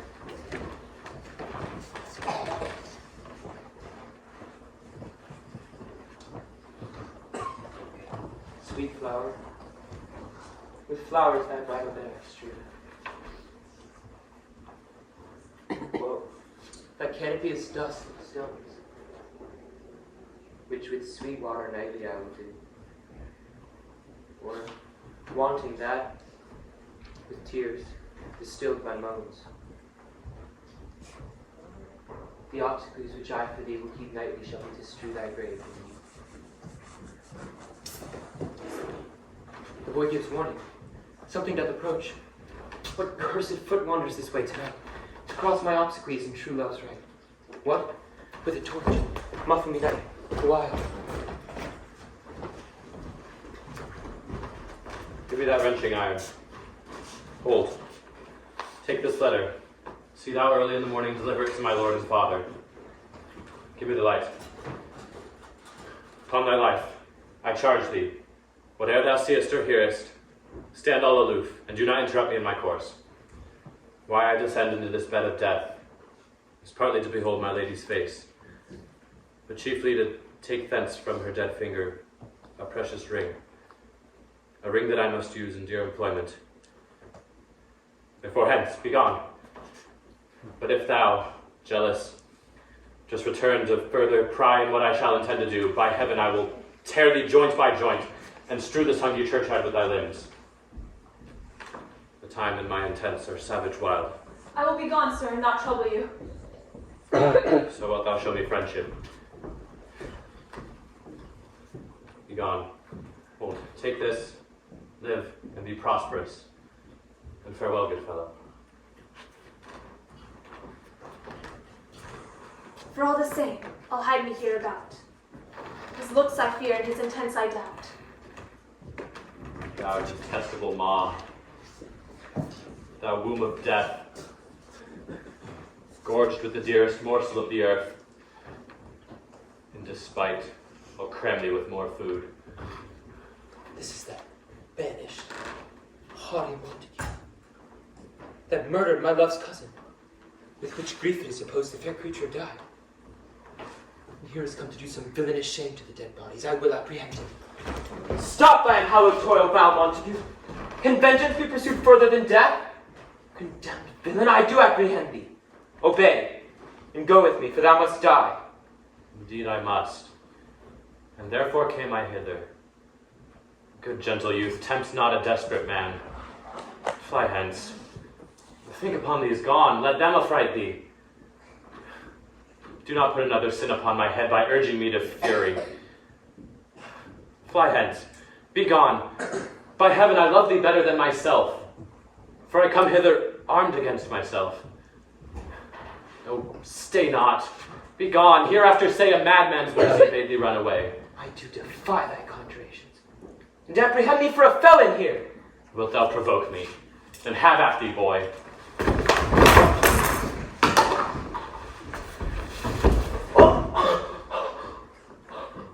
I am slain. If thou be merciful, open the tomb. Lay me with Juliet.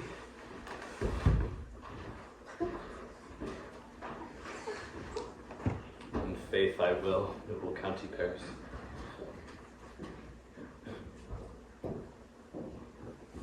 I'll lay thee in a triumphant grave. A grave? Oh no. A lantern, slaughtered youth. For here lies Juliet, and her beauty makes this vault of feasting presence full of light.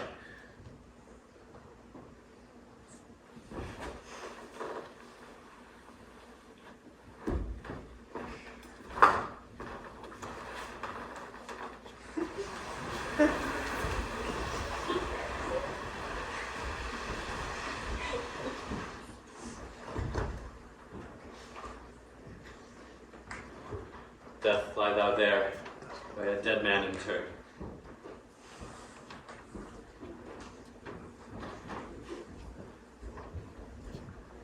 How oft, when men are at the point of death, have they been merry, which their keepers call a lightning before death. How can I call this a lightning? Oh, my love, my wife, death that hath sucked the honey of thy breath, hath no power yet upon thy beauty. Beauty's ensign is yet crimson in thy lips and in thy cheeks, and death's pale flag is not advanced there.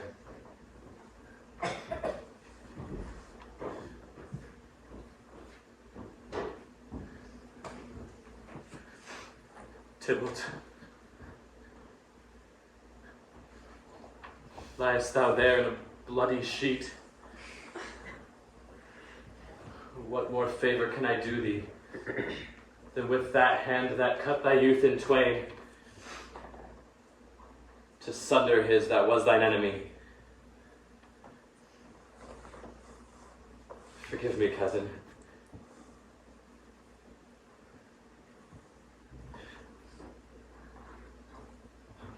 Juliet, why art thou yet so fair? Shall I believe that unsubstantial death is amorous, and will keep thee here in the dark to be his paramour? For fear of that, I will still stay with thee, and never from this dim palace of night depart again. Eyes, look your last. Arms, take your last embrace. And lips, oh, you the doors of breath, seal with a righteous kiss, a dateless bargain to engrossing death.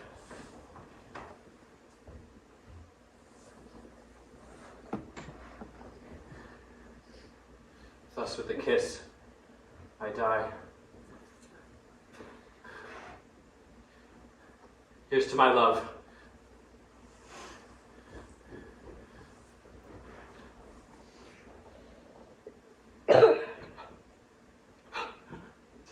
Oh, true apothecary.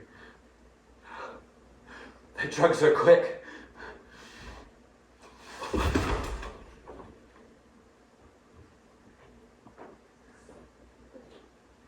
St. Francis be my speed. How often have my old feet stumbled at graves? Who's there? Here's one, a friend, and one that knows you well. Peace be upon you, good my friend. Tell me, what torches yon that vainly lends its light to grubs and eyeless skulls? As I discern it burneth at the capel's monument. It doth so, holy sir, and there's my master Romeo. How long have you been in there? Full half an hour. Come with me to the vault. I dare not, sir. My master knows not what I am gone hence, and did menace me with death if I did stay to look on his intents. Stay out. I'll go alone. Fear comes upon me. Much I fear some ill unlucky thing. As I did sleep under this yew tree here, I dreamt my master and another fought, and that my master slew him. Romeo. Alack. Alack. What blood is this which stains the stony entrance of the sepulchre? Oh, Romeo. Oh, pale. Who else? What? Paris, too? Steeped in blood? What an unkind hour is guilty of this lamentable chance. The lady. She serves.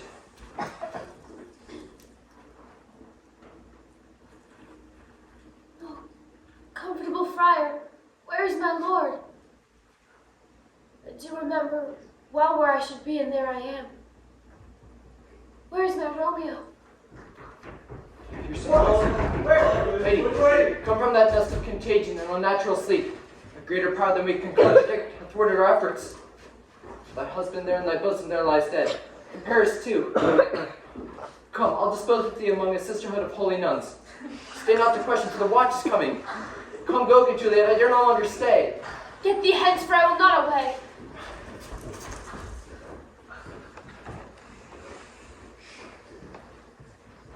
What's here? A cup, closed in my true love's hand. Poison I see hath been his timeless end.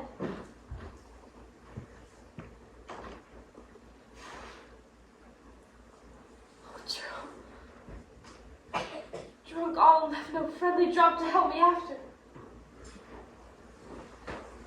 I will kiss thy lips. After some poison yet doth widen to make it die with restorative.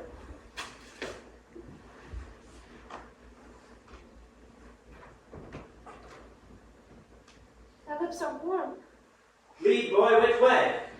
Ye noise. Then I'll be brief. Oh, happy dagger, this is thy sheath. There rust and let me die.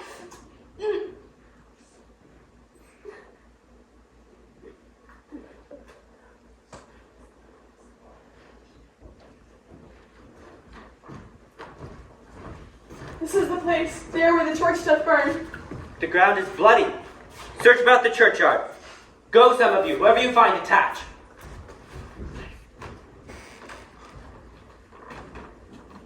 Pitiful sight. There lies the county slain. And Juliet, bleeding. Warm and newly dead. Who here hath lain these 2 days buried? Go, tell the prince. Run to the Capulets, raise up the Montagues. We see the ground where all these woes do lie. The true ground of all these piteous woes we cannot without circumstance decry. Here's Romeo's man. We found him in the churchyard. Here's a friar that trembles, sighs, and weeps. We found a spade and a mattock on him as he was coming from the churchyard side. A great suspicion. Hold them in safety till the prince come hither. What misadventure so early up that calls her person from her morning's rest? What should it be that they so shriek abroad? People in the streets cry Romeo, some Juliet, and some Paris, and all run with open outcry toward our monument. What fear is this which startles in our ears? Sovereign, here lies the Count of Paris slain, and Romeo dead, and Juliet dead before, warm and newly killed. Search, seek, and know how this foul murder comes. There's slaughtered Romeo's man and a friar with instruments found upon them fit to open these dead men's tombs. Oh, heavens! Oh, wife! Look how our daughter bleeds! This dagger hath been sheathed in my daughter's bosom. This sight of death is as a bell that warns my old age to a sepulchre. Come, Montague, for thou art early up, to see thy son and heir more early down. Alas, my liege, my wife is dead tonight. Grief of her son's exile hath stopped her breath. What further woe conspires against mine age? Look, and thou shalt see.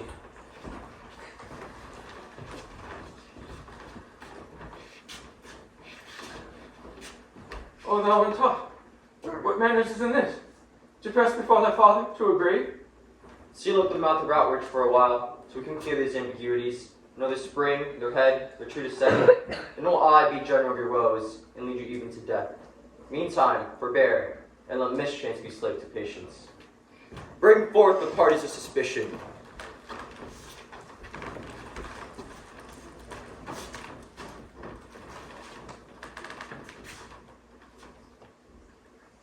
I'm the greatest, able to do the least. Yet most suspected, as the time and place doth make against me. And here I stand, both to impeach and purge, myself condemned and myself excused. Then say at once what thou dost know in this. I will be brief. Romeo, there dead, was husband to that Juliet. She, there dead, was Romeo's faithful wife. I married them. And their stolen marriage day was Tybalt's doomsday, whose untimely death banished the new-made bridegroom from the city, for whom, and not for Tybalt, Juliet pined. Her father, to remove that siege of grief from her, betrothed, and would have married her perforce to county Paris. Then came she to me, and with wild looks, bade me devise some mean to rid her of this second marriage, or in my cell there she would kill herself. Then gave I her, so tutored by my art, a sleeping potion, which so took effect as I intended, for it wrought on her the form of death. In the meantime, against she did awake, did Romeo by my letters know of our drift. I wrote that he may come to, that he can take her from her borrowed grave, being the time the potion's force should cease. But he which bore my letter, Friar John, was stayed by accident yesternight, and returned my letter back. Then came I all alone at the prefixed hour of her waking, meaning to keep her at my cell till Romeo could come. But when I came, some minute ere the time of her awaking, here on time lay noble Paris, and true Romeo dead. She wakes, and I entreated her to come forth and bear this work of heaven with patience. But she, too desperate, would not go with me, but as it seems, did violence on herself. All this I know. To the marriage her nurse was privy. If aught thus miscarried by my fault, let my old life be sacrificed some hour before its time unto the rigor of severest law. We still have known thee for a holy man. Where's Romeo's man? What can he say in this? I brought my master news of Juliet's death, and then in post he came from Mantua, to the same place, to the same monument. This letter he early bid me give his father, and threatened me with death. Going into the vault, I departed not and left him there. Give me the letter. I will look on it. Where's the countess page that raised the watch? Sirrah, what made your master in this place? He came with flowers to strew his lady's grave, and bid me stand aloof, and so I did. Anon comes one with light to ope the tomb, and by my master drew on him, and then I ran away to call the watch.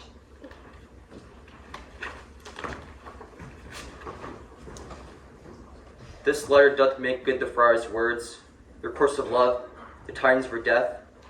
And he who writes that he did buy a poison, but poor apothecary, and therewithal came to this vault to lie and die with Juliet. Where be these enemies, Capulet, Montague, see what a scourge is laid upon your hate, that heaven finds a means to kill your joys with love.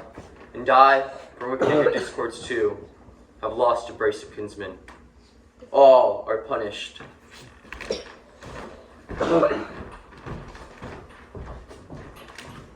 Oh, brother Montague, give me thy hand.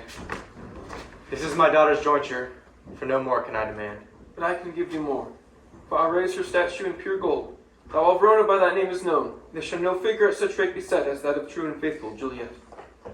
As rich shall Romeo by his lady lie. Poor sacrifices of our enmity.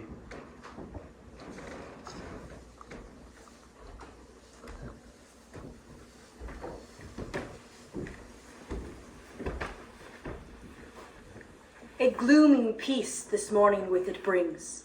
The sun for sorrow will not show his head. Go hence to have talk of these sad things. Some shall be pardoned, and some punished, for never was a story of more woe than this of Juliet and her Romeo.